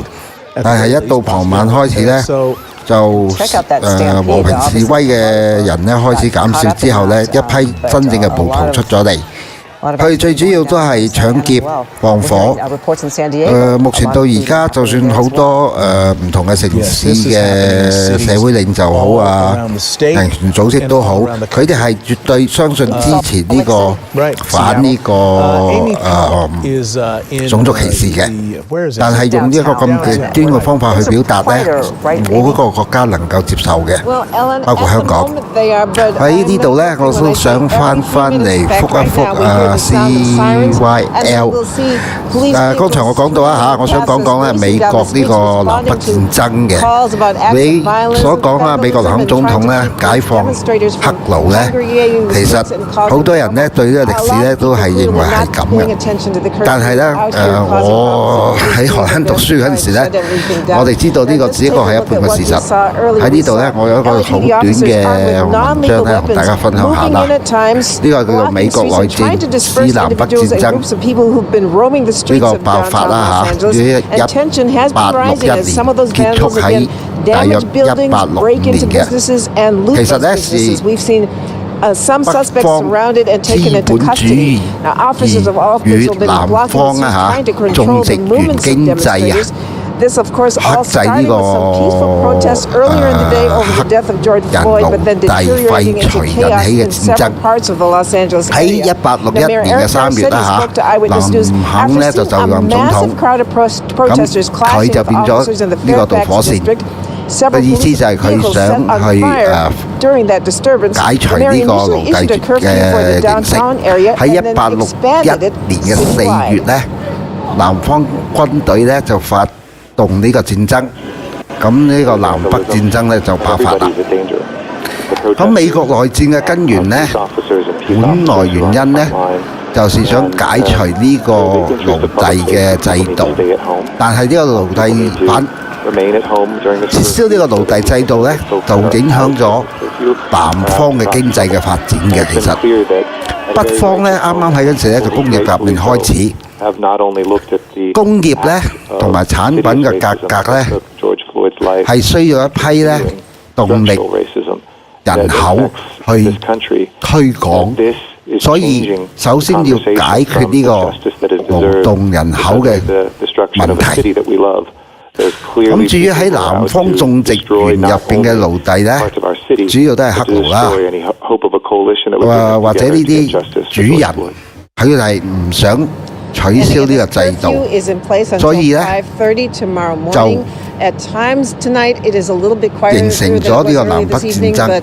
Again, right now, 基 even I 本上 can hear 嚟 the 講 distant 呢 sound of sirens, and 個 again, we 原 know we'll 因 hear them 可以 close by 分為 because 3 that's 點 just 去 how 睇 it has 嘅。 been all 呢個 evening here 北 in 方 downtown 呢 Los 為了 Angeles, 發 and again, 展呢 police 個 are expecting this to be a very long 耕 night. 種啦咁講 Reporting 嘅 live 工 in downtown Los Angeles, Amy Powell, ABC 7. 啊，唔係應該係講發展國家工業。 There it goes. Thank you.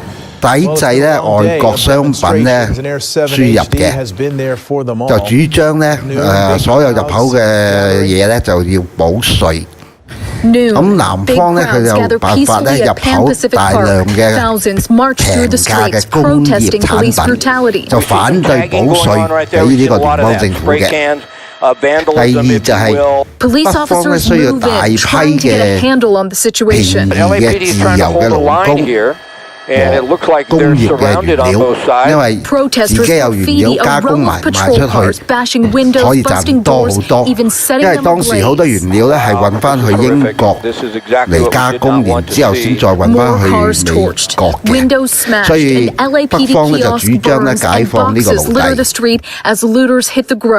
但係如果解放奴隸咧，南方咧就會失去呢一批咁平價嘅勞工㗎啦。咁同時咧。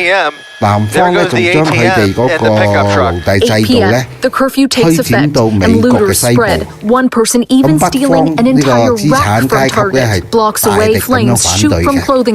總之嚟講咧，南北戰爭咧就係美國兩種經濟制度嘅矛盾，唔可以達成共識嘅遺產或者遺物。喺呢一點，所以我想談一樣嘢就係，好多人讀歷史咧，一聽到南北戰爭咧，就係想起咧，就係話，哦，係林肯總統咧咁偉大，想將黑人咧嘅奴隸制度取消。其實呢個唔係真正嘅原因，即係講到尾都係講緊經濟，講緊錢。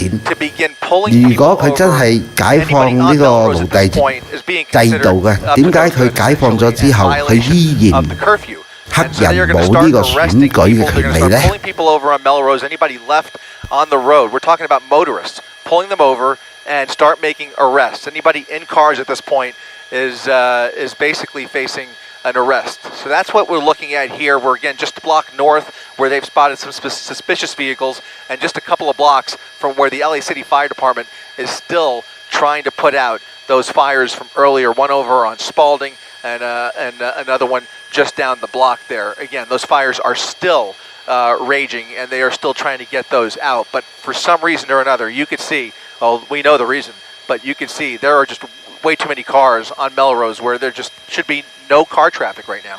Well, that's an excellent point. We talked about this earlier. The state of emergency and the curfew gives police probable cause to start pulling people over who ordinarily they might not have probable cause to do so.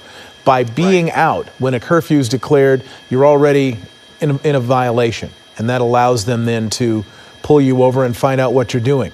It is a tool that they're going to use tonight to try to quell this, to try to put this thing down and maybe get some peace in this city that has been racked by this spasm of violence and looting today. Also a good sign that they can afford to use those resources for that, to pull people over, because it means that there's a little bit of less unrest that's happening, that they can take some of those officers to do that patrolling on the street. So that's actually maybe a good sign. Yeah, the curfew is helping, it would appear, because it does seem as though there's looting that has been happening.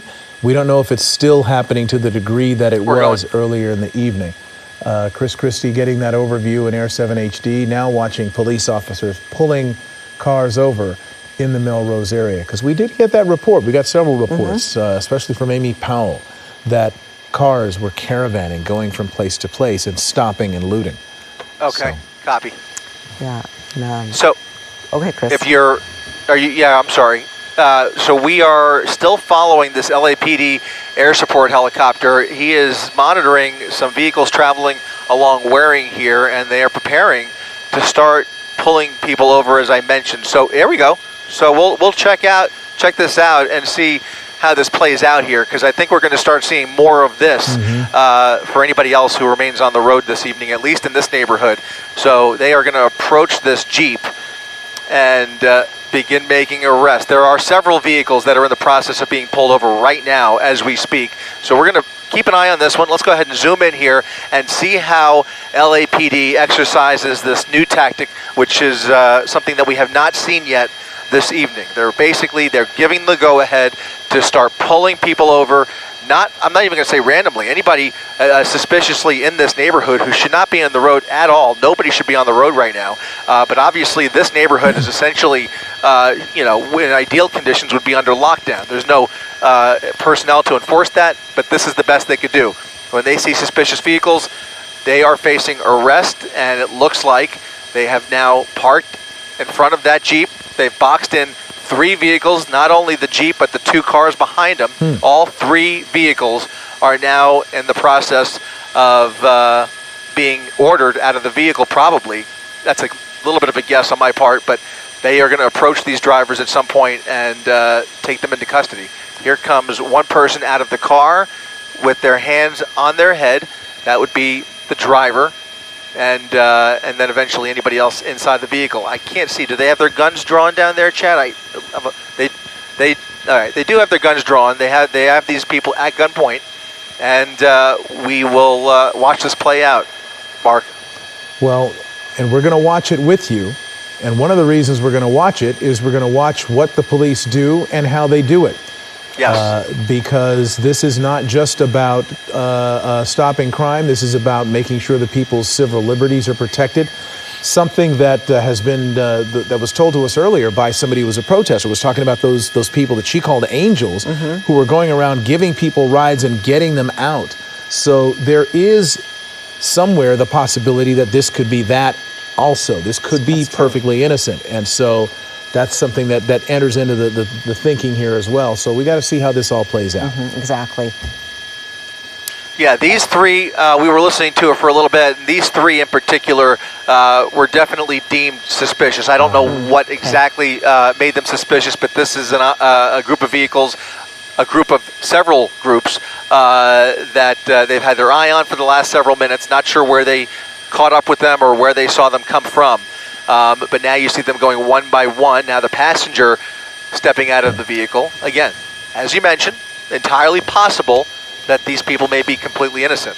But anybody outside right now during this curfew is technically in violation. So they are going to start taking people into custody, especially anybody who's deemed up to no good. And perhaps some of these drivers that are driving by will take this as a warning that they probably should get home. Serve as a deterrent, perhaps. That would be right. One good thing about this. Do we want to stick with this or go to Leanne Suter? All right, we're going to check in with Leanne Suter right now, who's been on this story all day long. Leanne. Ellen, a bit of a turn here in the situation here at Fairfax, and we're at Rosewood. As I mentioned, this is the side street we saw a short time ago where we saw all of the officers rush into this neighborhood. We now know why. The bomb squad has just been called in. You can see the canine going in right now. That's because there were several explosives that had been thrown at the officers as the protesters and the crowd was running through this neighborhood. I'm being told that there is what they describe as a cherry bomb, about the size of about a large orange, they're saying, a grapefruit, that is there in the neighborhood. They know where it is. What they cannot find is the fuse, and that is why they brought in the bomb squad, brought in the dog to go through the neighborhood to see if they can find the fuse to that explosive that is sitting there in the neighborhood, and then to take care of the situation. They said they found several other smaller explosive type devices back in there. Those have been taken care of, but now they are searching for this one here. Certainly it gives you a sense of what these officers have faced today and some of the dangers that they faced and some of the things that have been thrown at them. But again, this is right in this residential neighborhood. You can see some of the homes, some of the apartments right there, right along the street here in Rosewood. That is why the bomb squad has been called in. So this is a very fluid situation for them. You can see them searching all throughout the area, looking for anything they can. I guess they're trying to find that fuse is the key, is what I'm being told, to try to determine how active this orange bomb is, how active this device may be. They said we are safe where we are. We are not in danger here, but this is what they are dealing with right now here at this location. The rest of the area here in Fairfax District, relatively calm, quiet. You can see some of the officers, and we'll pan into the street, a line of officers now coming in. Some of them have been able to get a break. Oh, there I see they're arresting. Can you see across the street, across at they've taken into arresting some of the folks that were turning out. We saw some people kind of walking through the area here despite being told by police that there was a curfew, despite being warned that they needed to leave the area or be arrested. You can see a couple of them there are being put under arrest at this point. So they are definitely taking no chances, clearing everyone out. I can see some of the folks that had their cars that were trapped here along Fairfax that had been parked here for whatever reason. They are just now being able to leave the area. So again, things relatively calm here. The biggest concern at this point right here in Fairfax District is the issue going on with this potential explosive device that they are working on here in this neighborhood. Live in the Fairfax District, Leanne Suter, ABC 7 Eyewitness News. Well, it's glad we solved that mystery because it was quite a police presence earlier. We didn't know what was happening, so hopefully they'll get to the bottom of that and figure out if there's anything that they should be worried about. Yeah, it's kind of troubling that they're an actual bomb squad and they're looking for explosive devices here. That's disturbing. That speaks, to kind of the organization again that's been involved in some of the more nefarious elements of this protest. There are, as one expert that we talked to earlier tonight said, there are organized groups on the far left and on the far right. 大家好，再翻返嚟畫面上發生嘅事啦。咁樣咧，去到而家呢分鐘咧，警察咧就開始咧有能力咧。將部分人士拘捕，咁街上咧仲依然喺某個段咧，仲有好多人係集中一齊嘅。咁都講咗啦，今晚最主要嘅事情發生就喺洛杉磯。咁點解洛杉磯會變成一個暴動，或者今晚咁多人遊行示威嘅事咧？就因為喺1992年咧，洛杉磯曾經都發生一個好大嘅好大嘅暴動事件，當時係因為同黑人同警察有關嘅。等一陣我會同大家分享翻一下92年洛杉磯大暴動嘅歷史經過。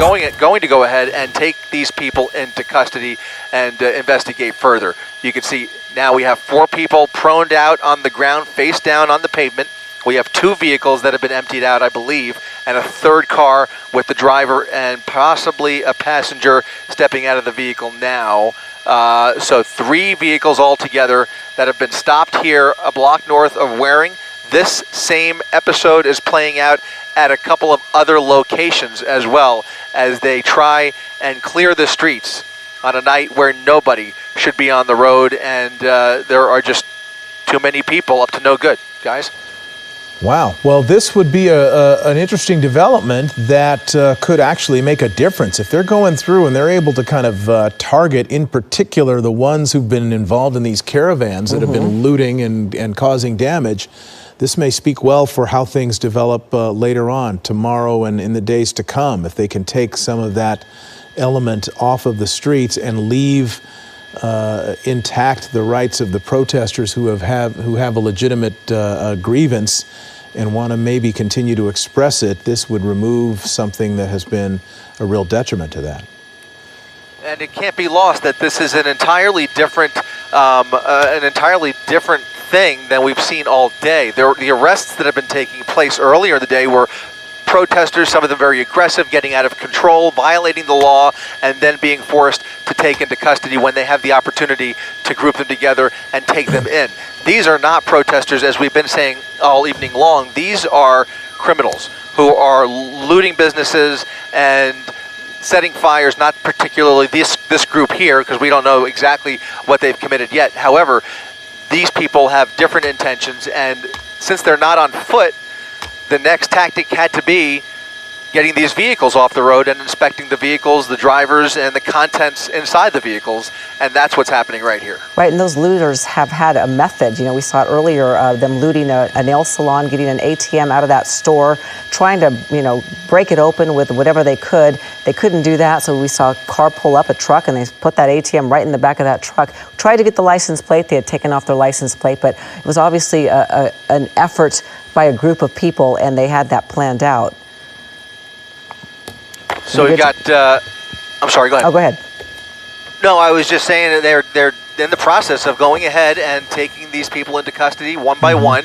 After following their orders, they have all been proned out. They're being frisked now and placed into handcuffs, and they will be arrested. That's the order that's been given. And again, to reiterate, this is now taking place up and down Melrose Avenue. All right, and Chris, just for the record, what street is this? So this is a block north of Melrose at Waring Avenue at La Brea. Waring and La Brea. All right. All right. Well, this is, again, these are tactics that are far different from what was employed by LAPD in 1992. The strategic thinking that's involved here in terms of how they're dealing with this as they get the resources to enable them to do it is striking. And they're doing things that we just didn't see some 28 years ago, the last time the city really erupted. Chris Christie in Air 7 HD has been up over Los Angeles all day as we've been reporting, covering the civil unrest that has broken out in the wake of that protest, and we've seen buildings burn and looted. And you're looking at some of the footage from earlier today on the right-hand side, a fire that happened to fully engulf this building. Fortunately, it was a vacant building, but nonetheless, it was destroyed. Here you see that nail salon we were talking about. Okay, on that sidewalk is an ATM. And did we lose that? Yeah, well, anyway, it was an ATM. And now we are in the, well, okay, this is moving too fast for me. The whole day's been moving too fast for us. But that's Melrose too. But what you're seeing is looting that's been going on in various forms, in various locations throughout the city of Los Angeles throughout the evening. Yeah, you see that person just go right into that window, debris everywhere, broken glass everywhere. It's going to be quite a cleanup. But we've seen these just packs of people go from store to store and then take turns actually go in the store, walk out with their handful of stuff, and then the next people go in. And they even had people kind of like a bouncer, like now you can go in and now you can go in. And it was pretty interesting to see that. What was that famous shoe store, the Flight? What was it? Flight Club. Yeah, Flight Club. Flight Club. Apparently very expensive tennis shoes, really exclusive, collector's items as tennis shoes go. And that store was ransacked. Right. So it did seem that the organized groups knew where to go. They knew where to go and what to hit, and they were hitting those places. And so now what's happening is now that things have calmed down somewhat, the streets are getting more calm, the LAPD is now going after those folks. Although you're seeing live pictures here of another store being looted. Somebody just picked up a big box off the ground. Chris, where are you now? Yeah, they have found a computer store full of MacBooks and MacBook Pros that are now walking away one by one. They're driving up, they're jumping through the window. We're seeing dozens of computers walk away right before our very eyes. Just to give you an idea, we're at Melrose, right next to Pizzeria Mozza, one of my favorites. And you can see all of this merchandising, very expensive electronics, walking away, folks running. They're pulling up, driving right up, and taking whatever they can get, and really with impunity, it must be said. Store called Melrose Mac, apparently. Melrose Mac. The location again, is that on? I assume it's on Melrose. Melrose and Highland. Melrose and Highland. Anybody watching this from the varying agencies that would respond to this, that being the LAPD, can respond. This is going to do it for us for right now. We'll be back with more coverage tomorrow on Eyewitness News. Stay safe, everyone. Have a good night.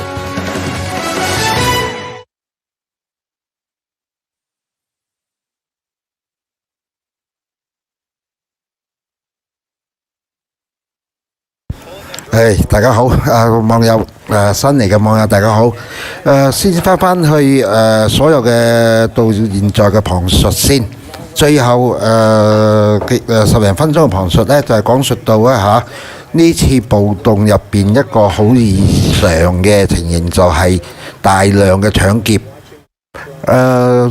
政府同埋警察相信呢，呢一次搶劫嘅行動呢，背後係有人策劃嘅，喺經過社交媒體呢去指揮引導啲人去邊度搶掠呢個物資嘅。咁至於呢個係咪事實呢？警方就話，當佢哋能夠再捉多啲人喺佢哋嗰度攞得更加多嘅資料呢，就可以知道呢件事情係點樣噶啦。但係呢個事情由我開始直播到而家都好有幾個鐘啦，所以呢，就大家都聽到好多畫面。咁畫面通常而家見到嘅都係好多人仲喺街上呢搶掠嘅。咁至於92年嗰個洛杉磯暴動呢，當5分鐘我就可以整好資料噶啦。咁啊，到時同大家分享啦。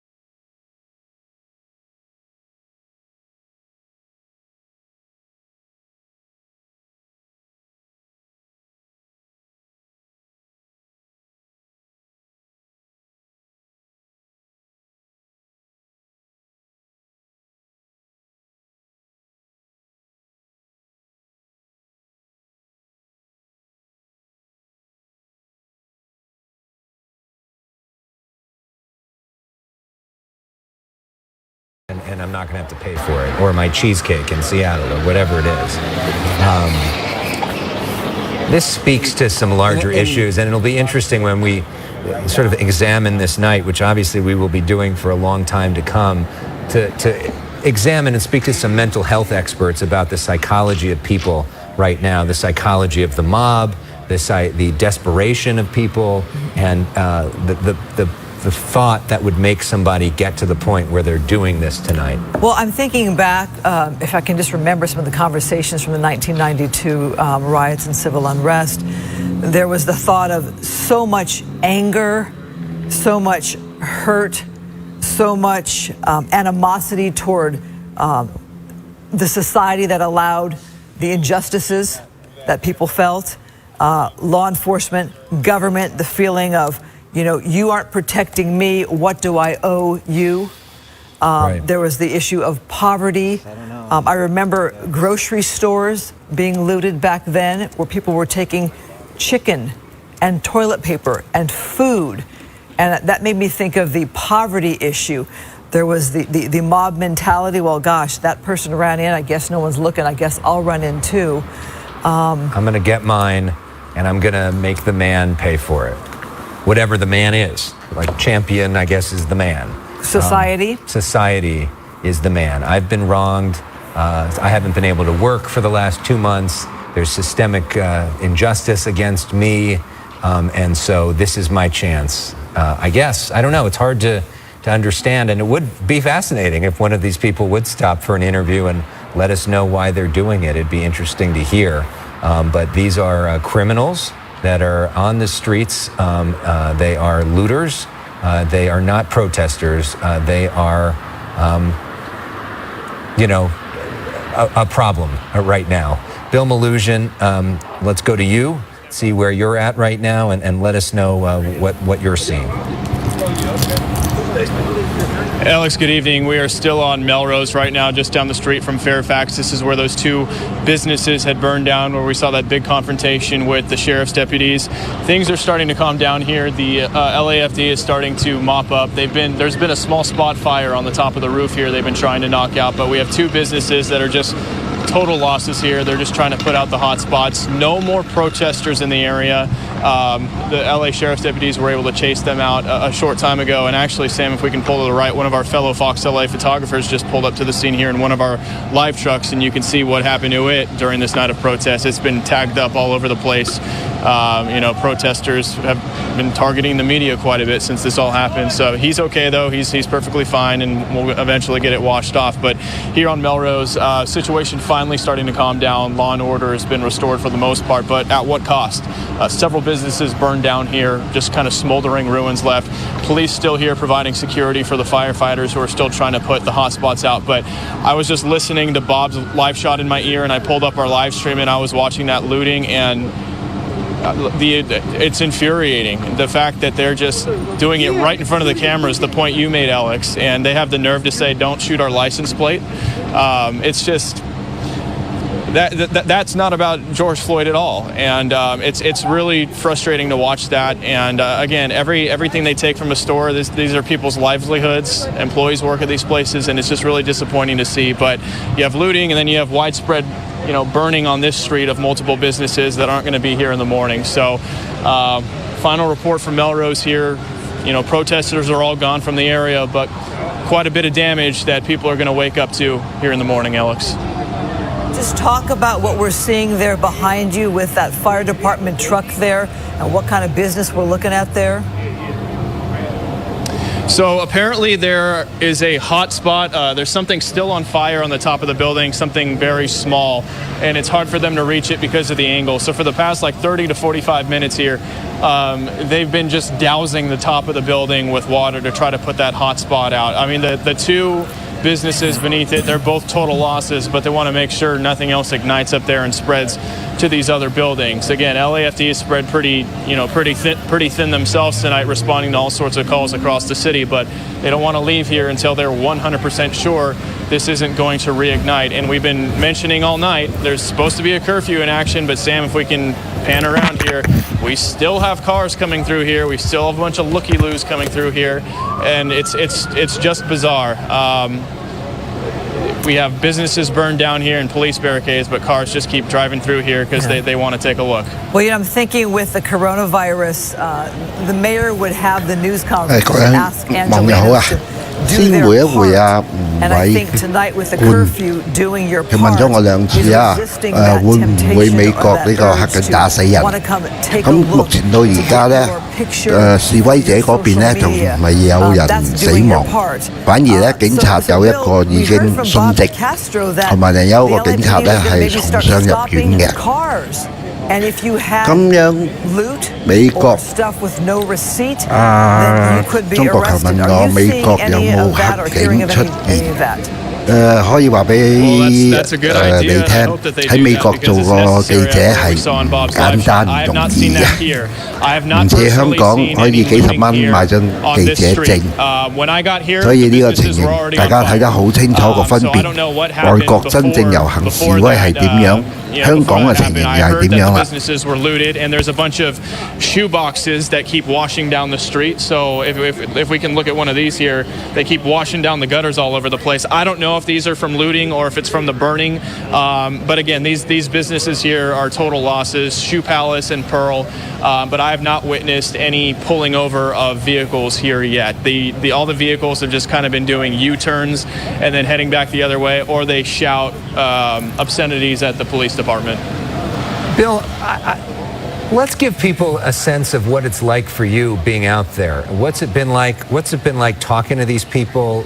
How have they been treating you? Give our viewers a sense of what it feels like to be reporting right now. Most of the people in the crowd are pretty respectful. They're very curious about who we are and what we do. They'll ask, what station are you with? What do you do there?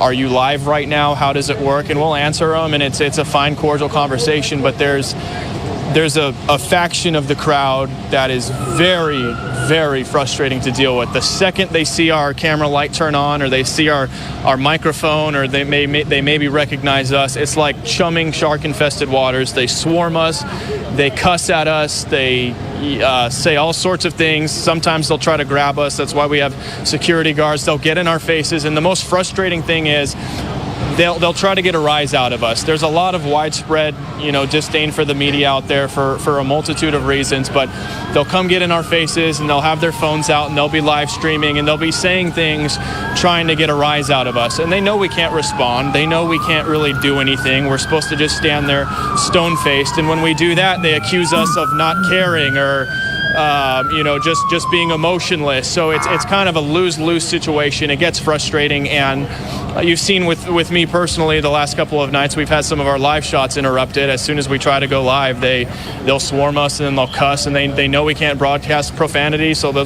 just start dropping F-bombs as much as they can because they know it'll get us off the air. And the point is, they say they want to get their message out there, and the job we do is putting that message out there, and then they try to shut us up from doing it. So I'd be curious to them how their message is going to get out if there was no media coverage. So that's something for them to think about. Two things along those lines, Bill, and you just gave me some flashback memories of covering the 92 riots. I don't want to share my story because I don't want to give anybody ideas right now as to what we witnessed and experienced as reporters back then as well. So that's a story for another day.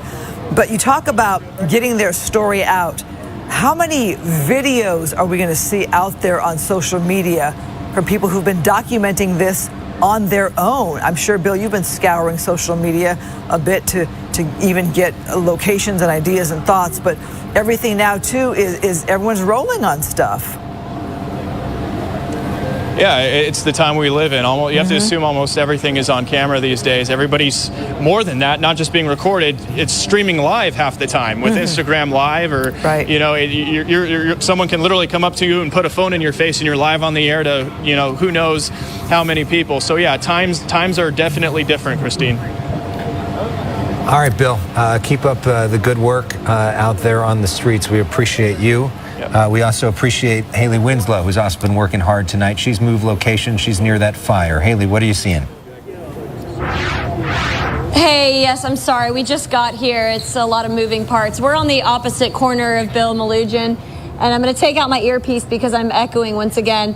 But we were just talking to the police officers to try to get an idea of how this fire specifically started. He said they're not even sure yet, but that the flames were so high up that they were using water to go over the top of the roof of Adidas and Pearl's next door. 剛剛畫面咧有一段咧好好嘅旁述，呢位記者咧就同佢個台報翻咧就話佢今日出嚟採訪咧遇到嘅情形咧好多時就示威者咧對佢哋嘅禮貌啊或者做法係相當之唔好，佢哋又想將佢哋嘅聲音傳播出去。當佢哋記者啊想影呢啲暴動嘅或者搶嘢嘅人嘅時候，佢哋都受到襲擊。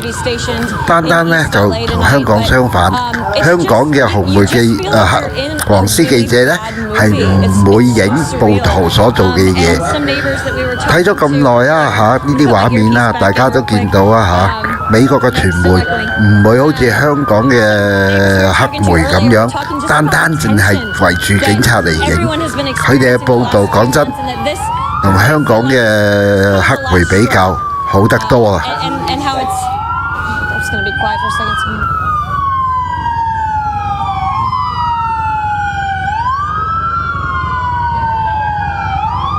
The other thing that I would say that we've been driving around a lot tonight, the last couple hours, is yes, there's a curfew, but a lot of people who are not minding it, and they're not paying attention to any of the traffic laws. I mean, not only are people in the streets when they're not supposed to be, but cars are just making U-turns wherever they feel like it. They're not stopping at stoplights.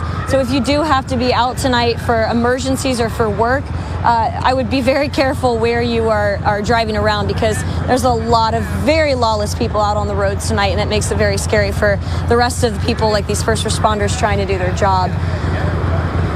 Yeah, well, you know, there are people who do have to go to work at this hour. I'm thinking of people who might work at a hospital who would need to be out there on the streets to actually go to the office.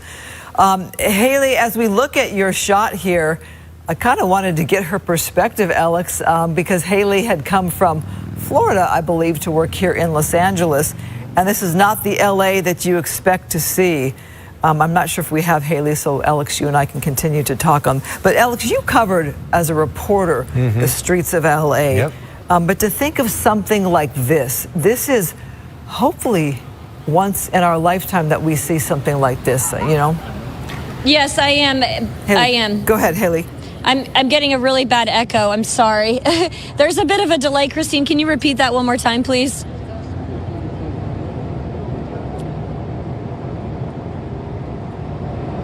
It appears that we're having some technical difficulties. Yeah. All right. The one thing that I will say, I'm not sure what your question was, but I did also hear just a little while ago a leader from Metro saying that because they've shut down because of the curfew, I also wanted to let people know that they're sending around emergency rescue buses to pick up people that may be stuck and stranded at bus stops. So that's another thing going on tonight. Yeah. But a lot of moving parts, and what I was trying to say earlier is just the tension with everything we've been experiencing the last couple of months, and then the political side of things and the economic downturn that some people I was talking to just a few minutes ago were like, this was just the last straw.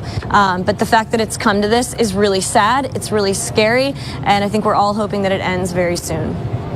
Yeah, Haley Winslow, thank you. We'll let you go because we know that echo can be annoying. I think that... I'm sorry, I have no idea what she asked me. That's okay. The point of that, and maybe we'll hear more about that in the days to come, what is the impact of the fact that people have not been able to work, have been stuck at home, many of these young people probably stuck at home with their parents. This is the first weekend where people really were going to be able to go out. Does that have an impact on all of this as well, just exacerbating this problem and making it even worse? You know, this is, yes, I've reported in the streets of Los Angeles so many times over, you know, more than a decade of field reporting, and I've reported in unrest and in mass shootings and traveled the country and traveled the world for reporting, and it is painful to see this here. As somebody who was very young at the time of the LA riots, I didn't live the story the way that you did. I've just heard about it and read about it so much and seen documentaries and talked to everybody involved in it. And I never thought that we would have that again. That to me always felt like history, like somebody else's story, and that we as a city had moved past that.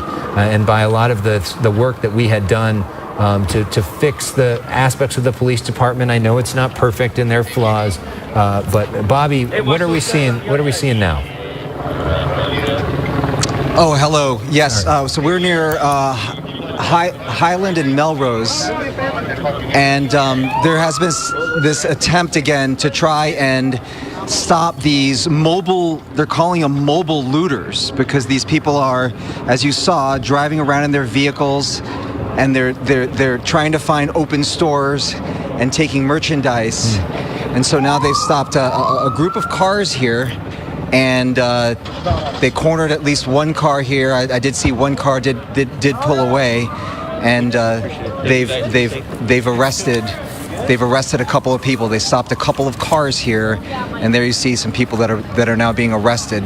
So there are large groups of cars in there, and they're in groups of 10 to 15 cars, maybe even more, and they all go together and they find their targets, and they just ransack all of these places. And so now we came to this location here on Melrose and Highland because we had heard that there were a couple of stores that were being looted in this area.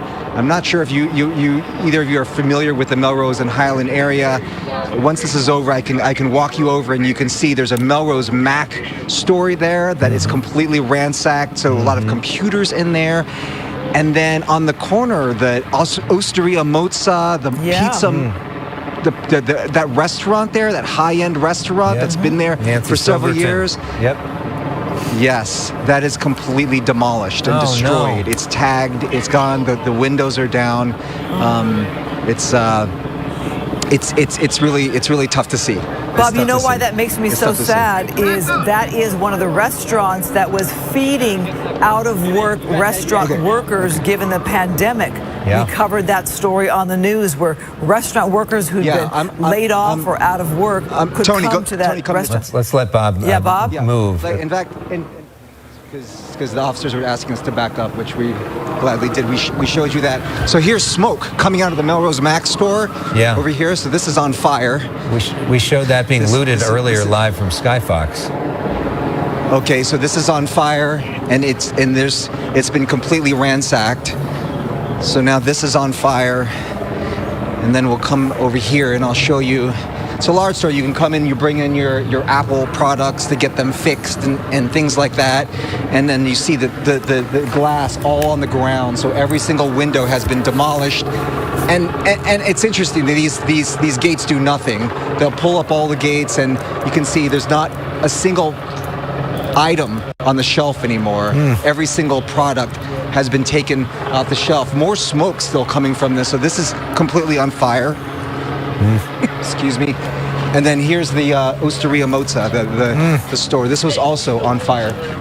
Hello, sir. This is my restaurant. This is your restaurant? Oh. Okay. Yes. Oh. This is your restaurant. So we're at Fox 11, sir. So sorry. This is yes. This is the pizza mozza, and then next door the Osteria Mozza. So now the fire department's arriving here to take care of that. Yeah, really sad to see. Yeah, they have three. Especially because three restaurants there with that same ownership group, all next to each other, that are all fantastic places. You know, truly one of our restaurant leaders, our industry leaders in our city, people who give back to the community, donate to charity, take part in charity.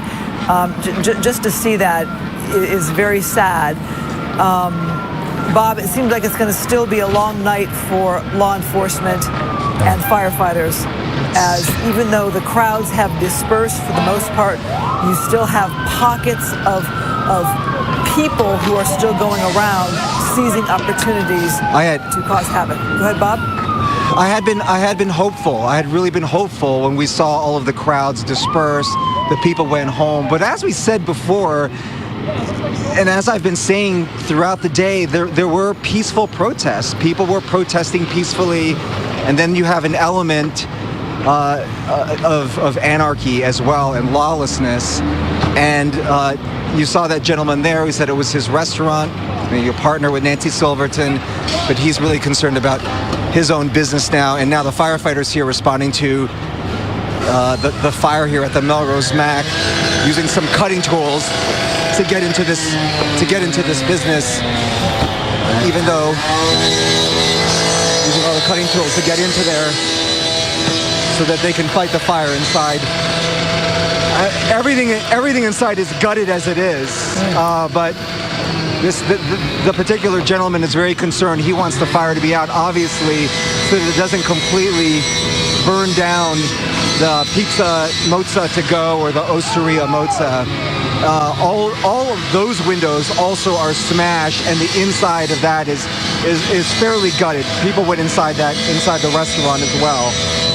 But now the big effort underway here to put out this Mac store that is now on fire. Fires, looting, it is absolute, it's just mayhem. It's mayhem. Like I said, you would think that there almost seemed like a time when things were going to subside and people were going to go home, but that isn't the case.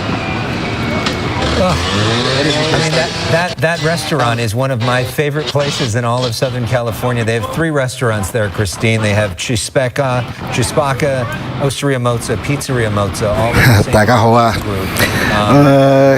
下邊有幾個留言咧，都問啲魔法師同埋汽油彈去咗邊度？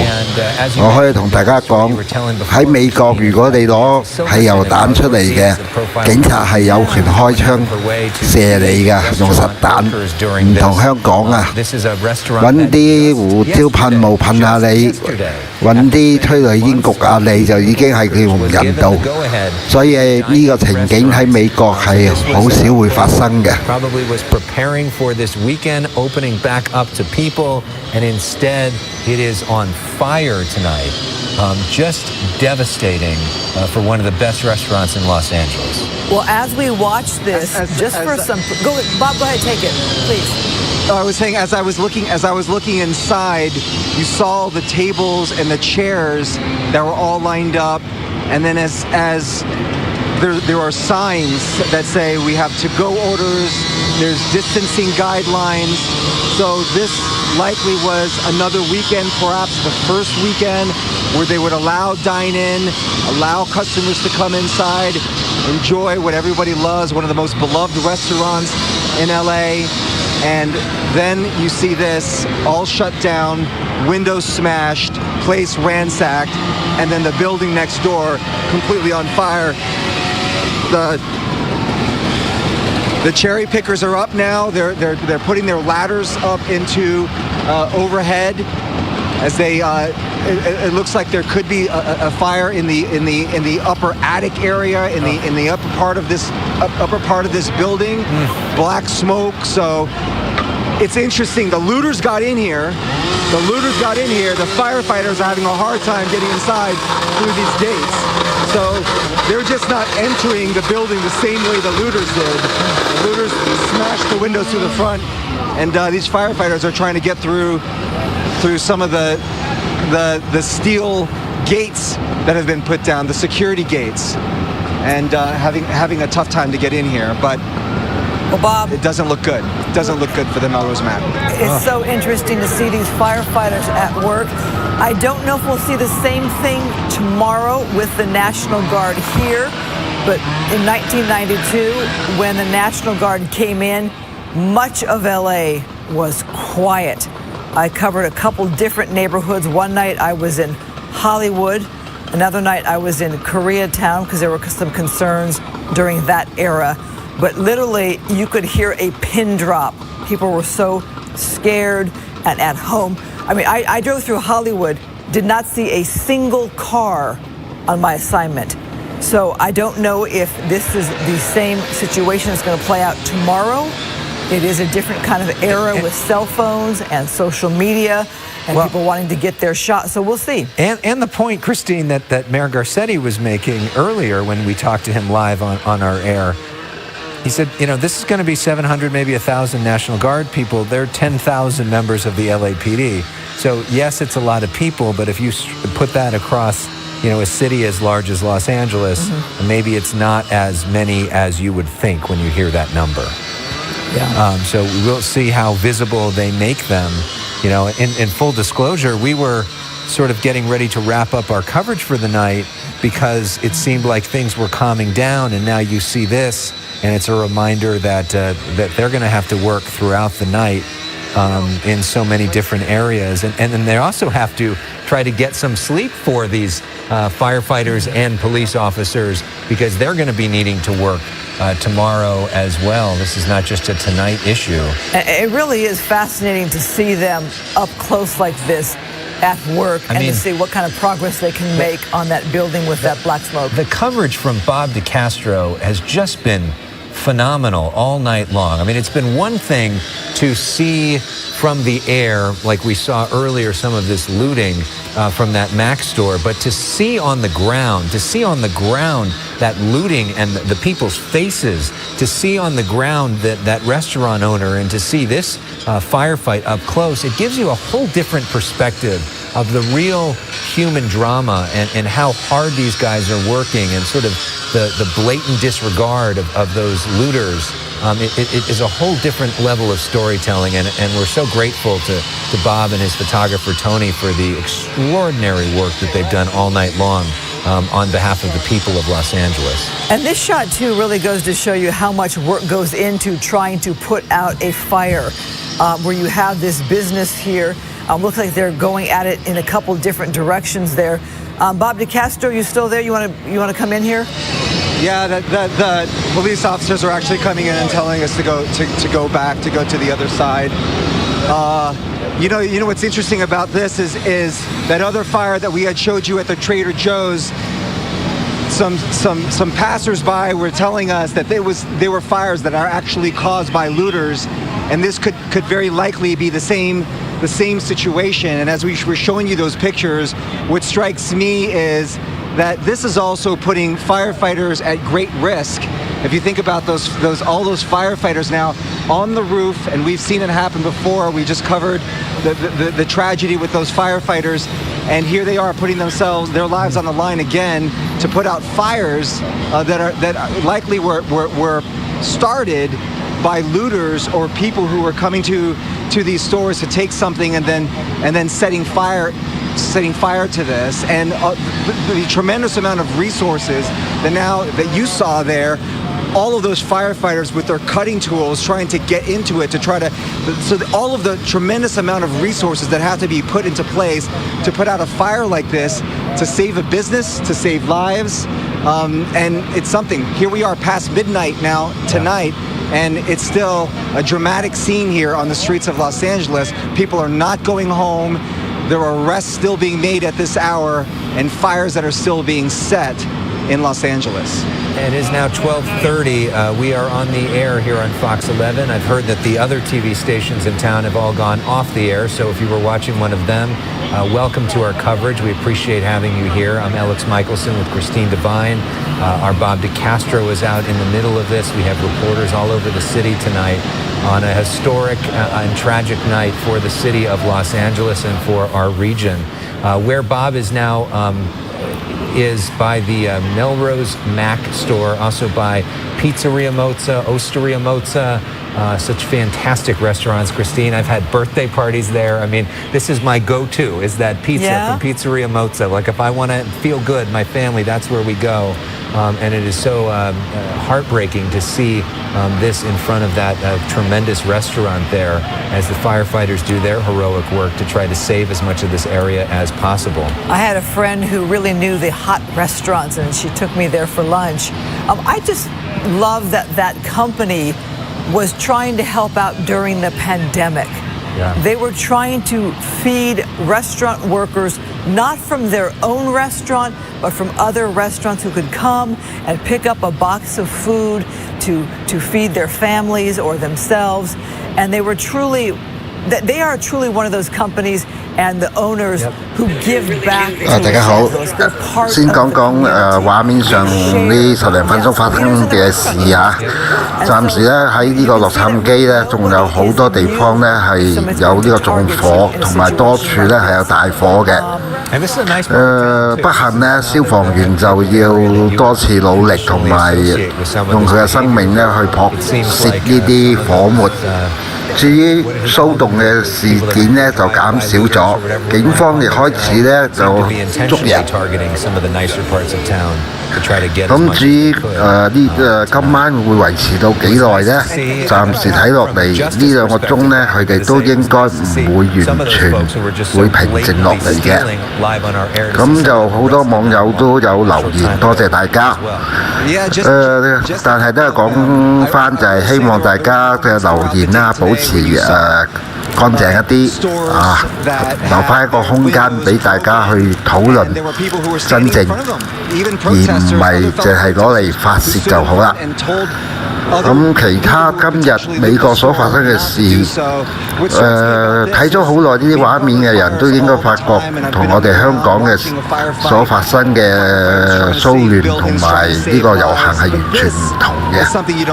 當然好多人亦會講美國終於有一個美麗嘅風景線出現啦。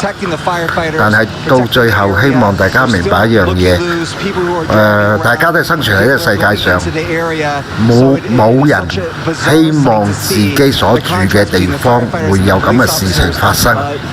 好不幸，香港就要容忍咗1年，但係希望呢將來盡快呢，香港能夠恢復翻，好似以往咁樣變成東方之珠。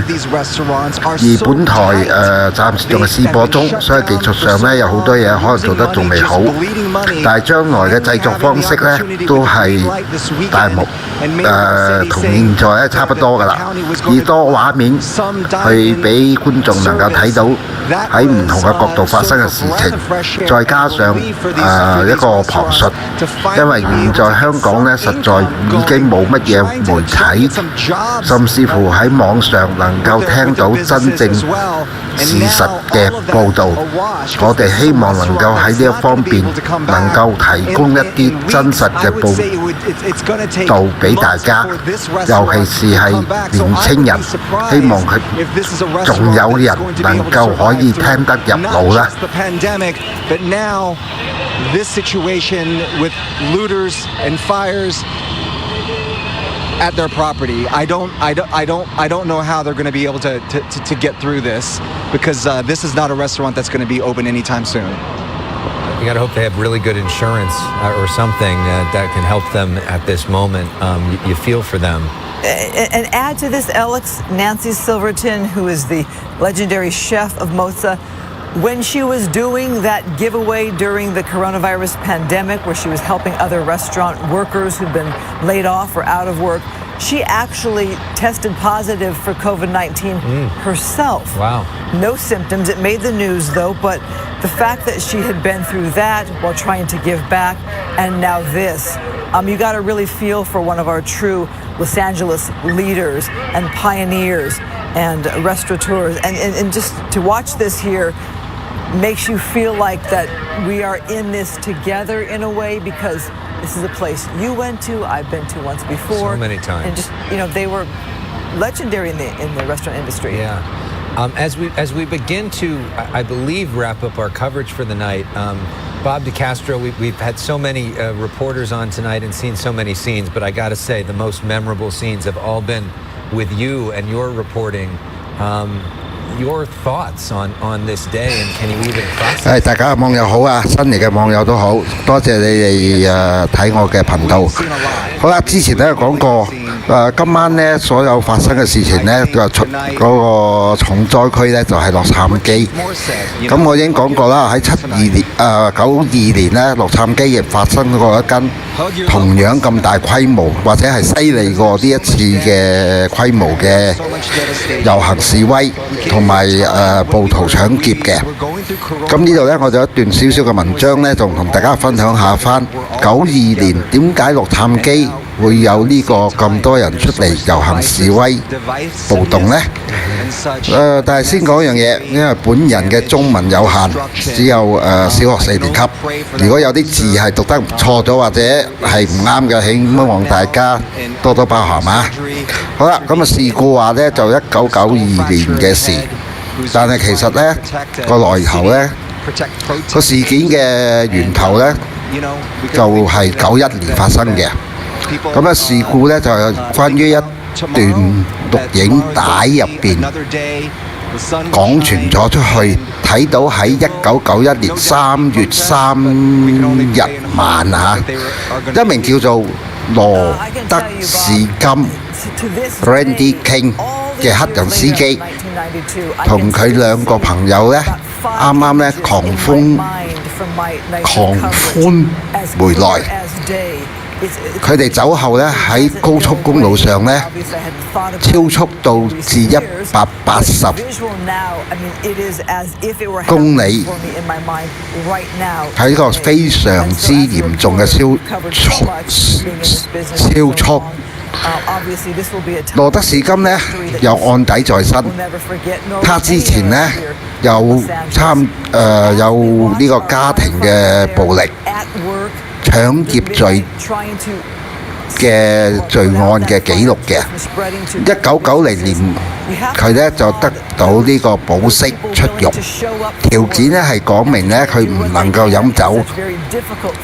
事情發生嘅當晚呢，佢仲係呢個保釋期中嘅。咁佢超酒量、酒後揸車、超速。呢3個罪名呢，如果加起嚟呢，對佢嚟講係一個相當嚴重嘅罪行嚟嘅。但係喺美國社會嘅眼中呢，都唔能夠形成到呢警方呢係一個濫用暴力嘅理由。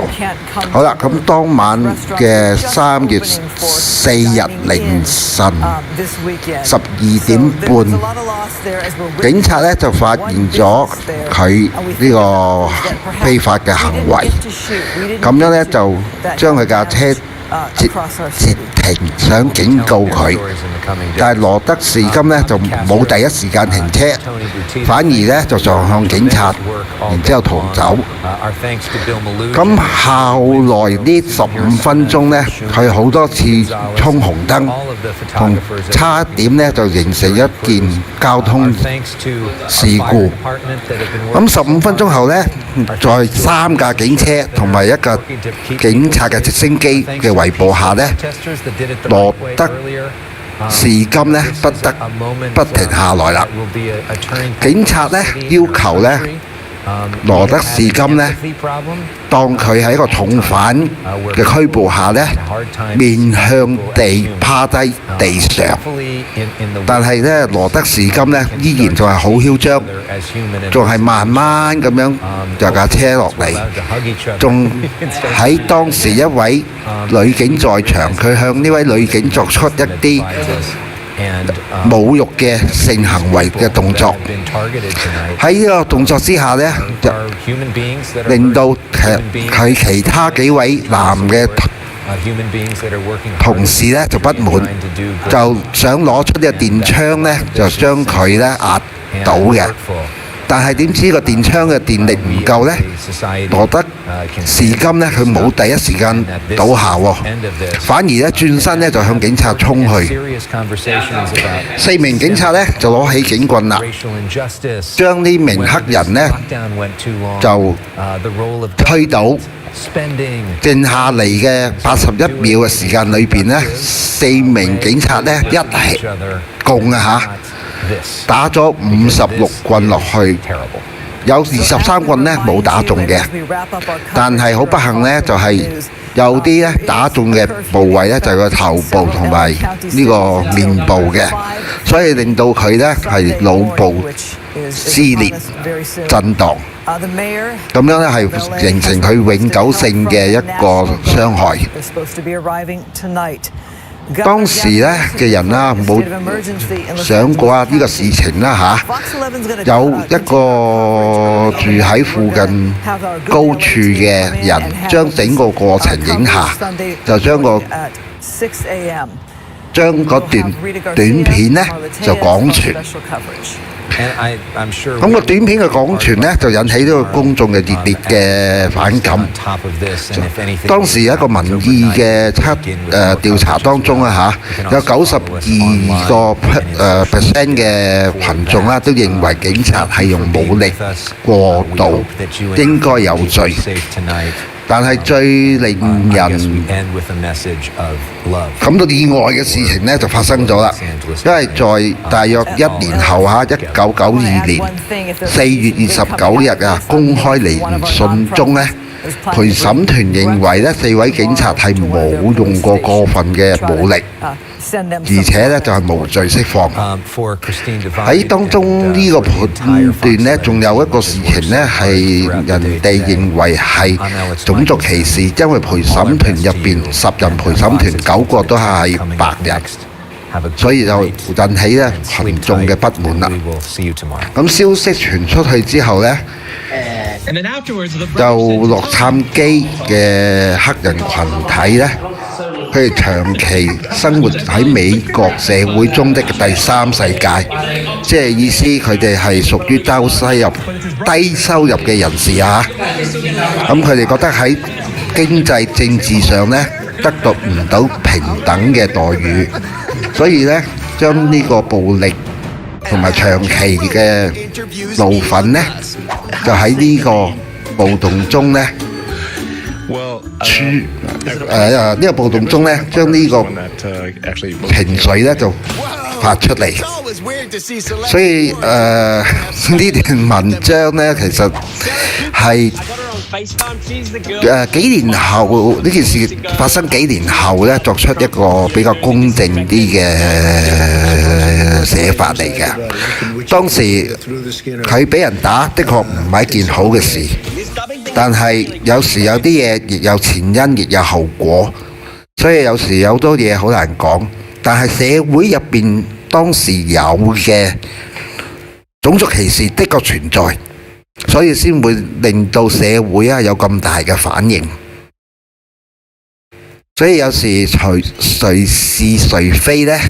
喺某個情形之下，呢位羅德士金先生本身嗰個背景已經唔係咁好，當然警察過用武力亦唔係一件好事，因為最後呢件案呢，再去過呢個美國嘅聯邦法院嘅，咁喺聯邦法院呢，就有2位警察呢，就被判入獄30個月。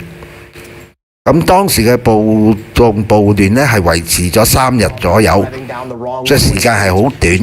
但係當時警察係有警察同埋出動咗呢個國民後備兵嘅，所以件事情呢就好快就平息咗落嚟。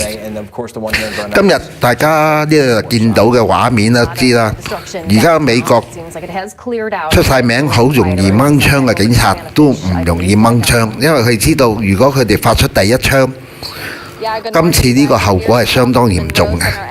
所以香港嘅黃絲朋友們，你哋自己諗諗啦。香港俾你哋玩咗1年啦，你哋所爭取嘅嘢又係咩呢？我從來唔反對人哋爭取任何嘢，但係每次只有口號冇實際。要香港獨立，咁香港獨立之後我哋點樣生存呢？我從來未聽過有人喺呢方面俾過我任何嘅資訊。大家不妨諗諗啊，香港獨立之後可以點生存呢？好，讀得唔係咁好，但係希望各位有少少嗰個概念，知道點解今晚洛杉磯啊嚇呢個騷亂暴動啊嚇，同埋遊行示威啊嚇個根源喺邊度？ The craziest thing I believe I've ever seen is just everything. I mean, it's just really crazy. The fact that Grand Rapids has the audacity, to come and destroy all these businesses. The fact that like all these businesses have bills to pay and all that, and and it's just unbelievable the fact that everything's just destroyed now. How long have you guys lived in this area? Forever. Yeah. Forever. Yeah, yep. Is this the Grand Rapids that you grew up to know? Yes. Yeah, basically, yeah. So you think that the energy tonight, the people that are here, this represents Grand Rapids? Oh no, not at all. It doesn't represent it, but it was bound to happen because of, like, everything that's been happening. So everything just like building up, it was just happened. Yeah. Would you say that the majority of people that are out here tonight are all just as angry as one another and are causing destruction, or most people out here just kind of watching as all of this unfolds? I feel like some are just watching just to like be like a part of it and like destroy stuff, just have like fun, But like, yeah. I don't think this is Grand Rapids whatsoever. I just feel like they just did it just to hear their voices. I just don't think that this is Grand Rapids whatsoever. Grand Rapids is one of the top 10 cities to visit. But I just don't think this went how it should have been. Yeah, and I see that you guys are here with a group of your friends. What is your plan for the rest of the night? Are you guys going to be planning to go home soon? I mean, it's obviously not safe to be here. Why are you guys choosing to stay out? The only reason why we're out here is just to see what Grand Rapids did, and like I said, it's just not fair whatsoever. Like it's just everybody did this just for everybody's voices to get heard, but it shouldn't happen like this whatsoever. All right. Have you guys experienced anything from police? I know that a lot of people have been tear gassed throughout the night. No, not tonight. I like kind of left early before everything started. Okay. No, I have though. Yeah, they did tear gas me, but it's just like I said. It should have been a peaceful protest. It shouldn't have been this rioted. Yeah. When did you notice things start to take a turn from the protest of, getting your message out there to complete destruction and basically a riot? I believe that it started taking a turn once we were at the police department. Everybody, the SWAT came out. That's when everything just started turning into a mess. And then, do you think that the city deserves this? I mean, obviously so many people are angry given everything that's going on. George Floyd, a lot of these protests across the country and the state in honor of his death. Do you think that the city deserves this to this level that has been done tonight? I believe that it should have been gone easier than what it did today. Like I said, a lot of businesses were destroyed, but it just should have went much easier, like a peaceful protest, not a riot. Like I said, it's just a lot of businesses are getting destroyed right now. Okay, well, thank you so much for your time tonight, and I ask that you both just try to be safe and stay safe, okay? Thank you too. All right, thank you so much. All right, you guys, we're going to continue to walk down this way. I mean, you can see that there's still a lineup of Grand Rapids police vehicles. We have other crews down here as well. Now, the crowds have started definitely to thin out since we got out here, which was around 1:30 this morning. Obviously, we've had crews out here throughout the night since the protest started yesterday afternoon. But I think that we're going to toss it back to you guys in the studio. And for now, live in Grand Rapids, Savannah Fish, Fox 17 News. All right. Thank you for that, Savannah. Next, Brody Carter with more on where he is. Brody. Well, I'm standing in the background right now outside of Vault of Midnight, comic books and stuff, and it looks like two individuals are standing there with their hands up after walking out of the broken glass, the broken storefront. We're going to try and get a better look for you. It looks like they're possible looters who are now being apprehended by police. So this situation is very fluid, and even though they are starting to thin out the streets, it looks like some people are trying to take advantage of these broken windows, these broken storefronts. I mean, dozens of buildings are now left in ruin, residential areas. People live in this area, and it's kind of frightening for those people who actually live downtown Grand Rapids because of this scene that you're seeing right now in our backyard. Grand Rapids left in ruin.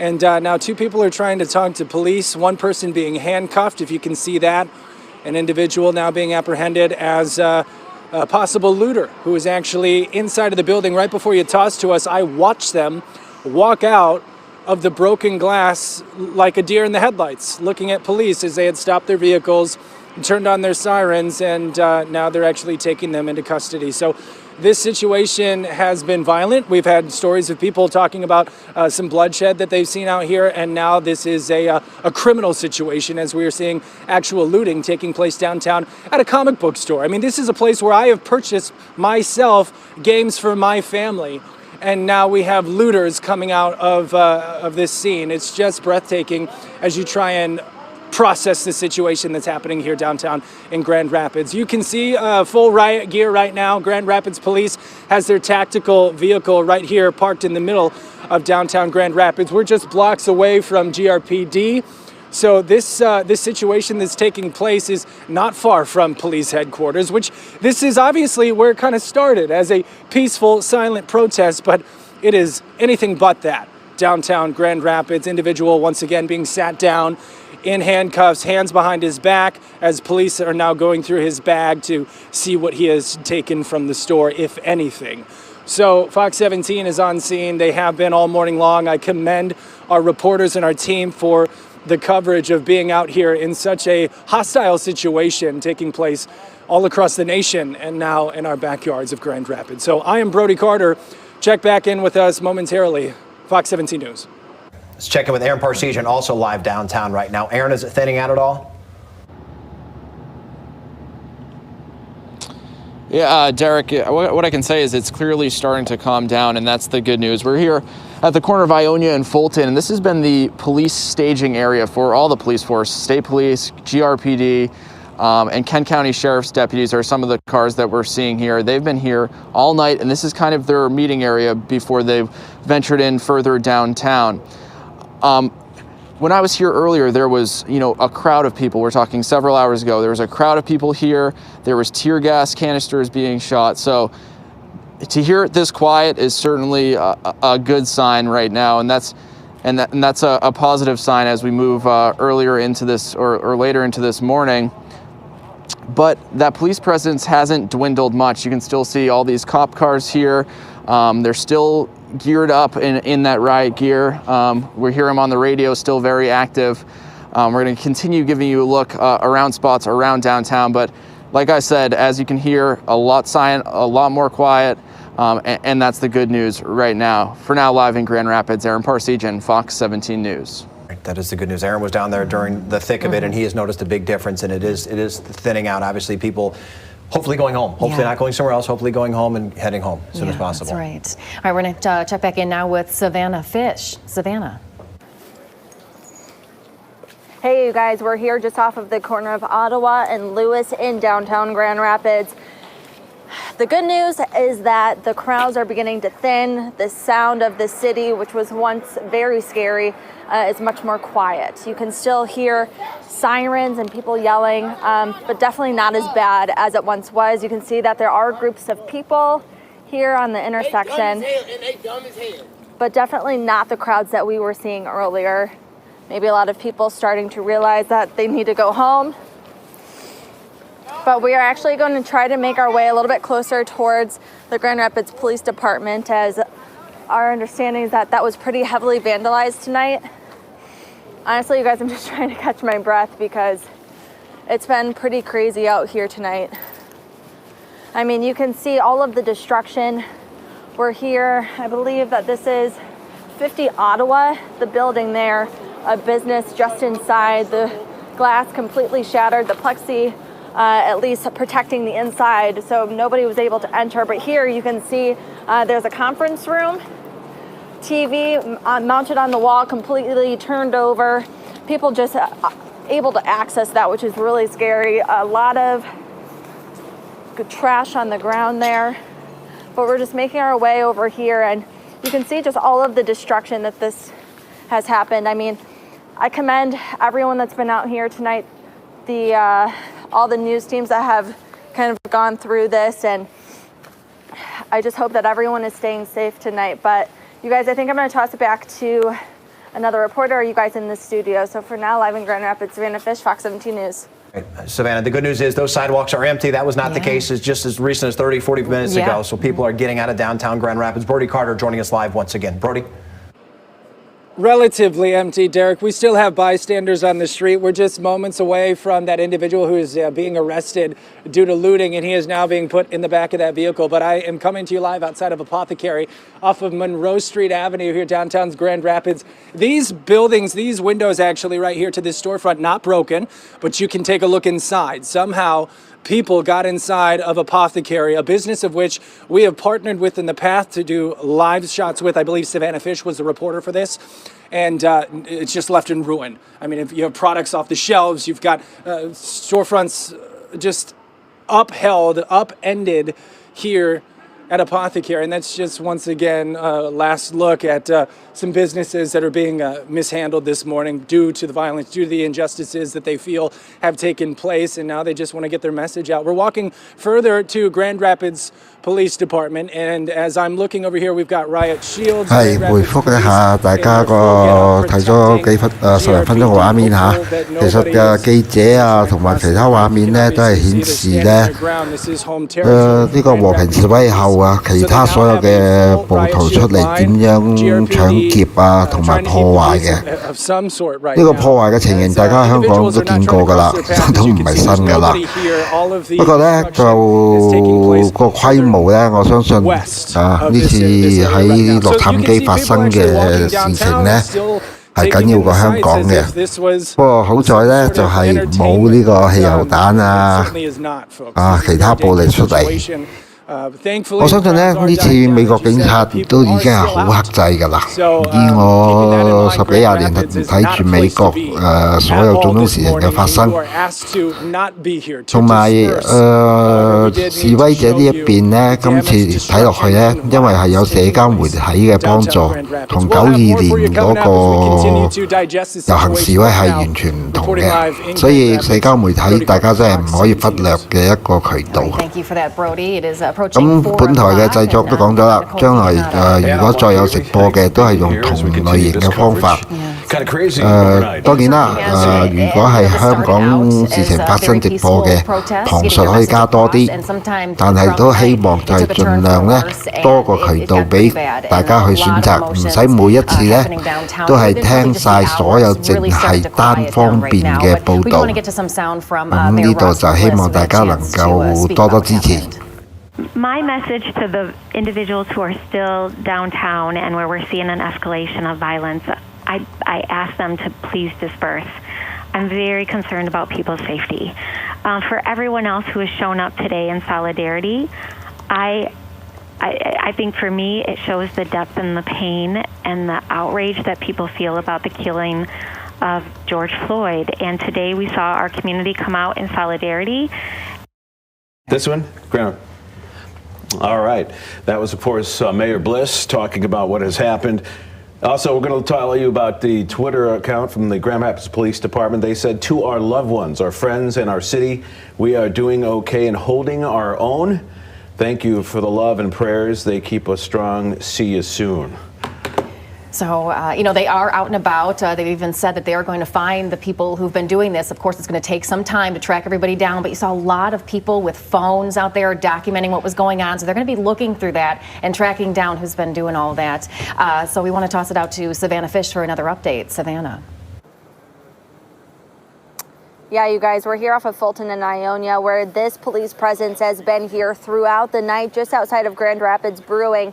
This lineup of Grand Rapids Police and Michigan State Police vehicles blocking off this intersection. I'm told that this is being blocked off, which is just, you can see the Grand Rapids Police Department. It's being blocked off for that exact reason. It has been vandalized throughout the night, and this police presence has been here staying strong. There hasn't been a rush of people down here that we have seen throughout the night, but throughout the city, that was a different story. I will say that right now it is much more quiet. We have spoken to some people that we've actually bumped into multiple times. They say that they are beginning to go home, but I mean, just the energy throughout the city early this morning and through the night was chaotic. It was scary. People yelling chants and not positive, very scary, negative. This isn't Grand Rapids, and that's something that people that I've spoken to have said, people that have grown up here just outside of the city, they said that this is not their city. people that are out here destroying things. It's not a good sight. I mean, as you guys have seen throughout the night, but thankfully the good news is that it is starting to calm down. Like I said, we're here off of Fulton and 大家網友好，多謝收睇先。總結一下今日發生嘅事情啦。咁就經過連日嚟嘅騷亂啊、遊行示威。之前咧喺多個地區或者應該講多個省同埋多個城市發生嘅，而今日咧就反而咧係將所有嘅事情咧係發生喺呢個洛杉磯嘅。咁大家喺個畫面已經睇咗好幾個鐘咧，都係知道整個事情都係首先就係和平示威，跟住就有一班暴徒出嚟搶劫放火。咁暫時咧，好彩咧就示威呢一邊咧就冇人死亡，而警察嗰方面咧就有一個殉職一個重傷。單單喺洛杉磯咧就有起碼6宗大嘅火警，燒去嘅財物咧已經係不少㗎啦。咁喺政府啊同埋警察嘅估計下咧，聽日應該會陸續再有啲事情發生嘅。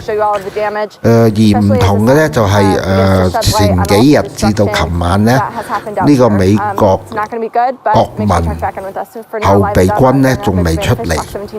今晚呢，道理上呢，佢哋會出嚟幫手嘅，但係喺最後嘅安排呢，佢哋只個資助呢個警察呢，喺呢個交通上啊、人流上啊做一種管制，而唔係好似92年洛杉磯嘅大暴動咁樣一出嚟呢就鎮壓人群。至於個事情點樣發展呢，就再要睇啦，因為嚟到而家呢，應該都冇咩事情發生㗎啦，亦唔想喺度太阻大家嘅時間。如果真係有事情發生嘅，我會繼續轉播。如果冇嘅呢，應該係聽朝早香港時間啦，就會再做直播嘅，因為睇落去呢件事唔會咁快完嘅。如果認為閣下所做嘅嘢係啱聽嘅，就俾個 like 留下言同埋閱讀啦。多謝大家。過多5分鐘，如果冇事發生嘅，我就會刪台㗎啦。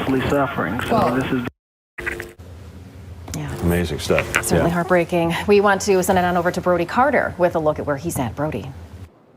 Well, we've seen cars on fire from Aaron Parsegian earlier this morning. This isn't a car on fire, but it is just another example of some of the destruction left behind. People breaking in this glass of a bystander's vehicle and throwing in some traffic cones. I don't know what good this did for anybody in all this, but you can understand the anger. You can see this is just one more piece to the puzzle that the message that people are trying to shed. Hey, Seth, let's walk further this way. There's a lot of shouting taking place right outside of Van Andel Arena. As we make our way over there, I do want to show you these shop windows of businesses nearby. That's a local office just shattered. And we've seen that time and time again here downtown Grand Rapids. Now, I had a chance to speak with GRPD. They actually told me off the camera that every time they leave, every time they give up a spot, it seems like looters continue to congregate and try and do this. This is another business right downtown Grand Rapids, not too far from Van Andel, not too far from the new venue. It's just crazy. So that GRPD officer, he said they do have a barricade of police officers holding down Monroe Street Avenue, trying to protect Grand Rapids Police Department, because that's kind of where this all transpired. This all pent up and began outside of the police department as a silent protest, then it became vocal, and then it became violent, and then looting started happening. So as we continue to make our way downtown, you can obviously see tactical units of Grand Rapids Police Department making their way down here to where the dwindling number of protesters are still here. It's a lot of shouting over here right now, a lot of swearing and obscenities. So we understand that this is a very volatile situation as we continue to press into the early hours of the morning. It's 4:05 right now, and these people aren't giving up. So GRPD is still on scene, and they said they're continuing to try and just keep a handle on the situation, but you can see the destruction left behind. Take a look at over here, Seth. Venue Tower Apartments, another prime example. I mean, this is a living quarters. People reside here. Families are asleep right now, and they're going to have to wake up to a city in ruins. So Fox 17 will continue to be here on scene.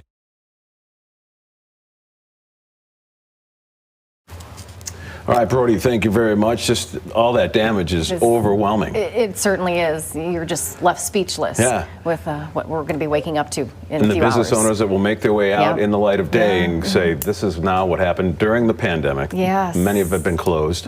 So, all right, we want to check in now with the Kent County Commissioner, Robert Womack, take his thoughts on all of this. The majority of the people are wearing masks, but it also gives people a disguise and makes people a lot braver to do acts of eruption and violence, as I've seen people throw street signs through the police department windows tonight. So COVID-19 is definitely a factor right now, because people are wearing their masks to be safe, but it's also become a handy disguise tonight. Yeah, that is the unfortunate thing. If folks had their faces covered throughout all this, we do know that Grand Rapids Police vowed to find the people responsible who did this. It's just going to take a lot of time, but well, just driving in, you know, about an hour ago, and seeing all the vehicles and all the traffic from downtown and spilling out into the freeway, and then you see the graffiti on the police cars. It's just, and for some of those things, you know, some of the images that you're seeing, the profanity and maybe hearing sometimes in the back of our live shots, we certainly do apologize. We were trying to kind of control that, but obviously it's just an evolving situation here. Sure. So we want to toss it back over to Savannah Fish for another look downtown. Savannah. Yeah, good morning to the both of you. We're here off of Ionia and Monroe Center. You can see that there is a barricade of police officers here. They are protecting the intersection all surrounding the Grand Rapids Police Department, which we have heard has been heavily vandalized. They have been here throughout the night. These officers have not moved since I started my shift around 1 this morning, and I'm told from the nightside crew that they've been there as well. So these officers have been out here all night and through the morning. We're actually here off of 77 Monroe Center. This is a hair salon, and you can see that it has been heavily vandalized. If we make our way down here, you can hear hair dryers going on inside of the salon. We can kind of dip our view in here, and you can kind of see all of the destruction, all of the glass that has been shattered, shampoo bottles laying all over the side here. And if you can hear, stick my microphone in. That is the sound of hair dryers going off. So people have, it seems to me, have been in here, caused a lot of, have vandalized this property, and this is kind of a common theme for a lot of businesses all around this area. It is completely devastating, you guys. More shattered glass here. I have not seen any of the business owners for that salon here. In fact, I haven't seen many business owners, except for there is some business owners down here at a credit union that I spoke to. They said that they just got here a short moment ago, and they are just in complete shock, absolutely devastated. And that's going to be the reality for so many people that wake up to this morning and have to come down here. I mean, this is people's livelihoods.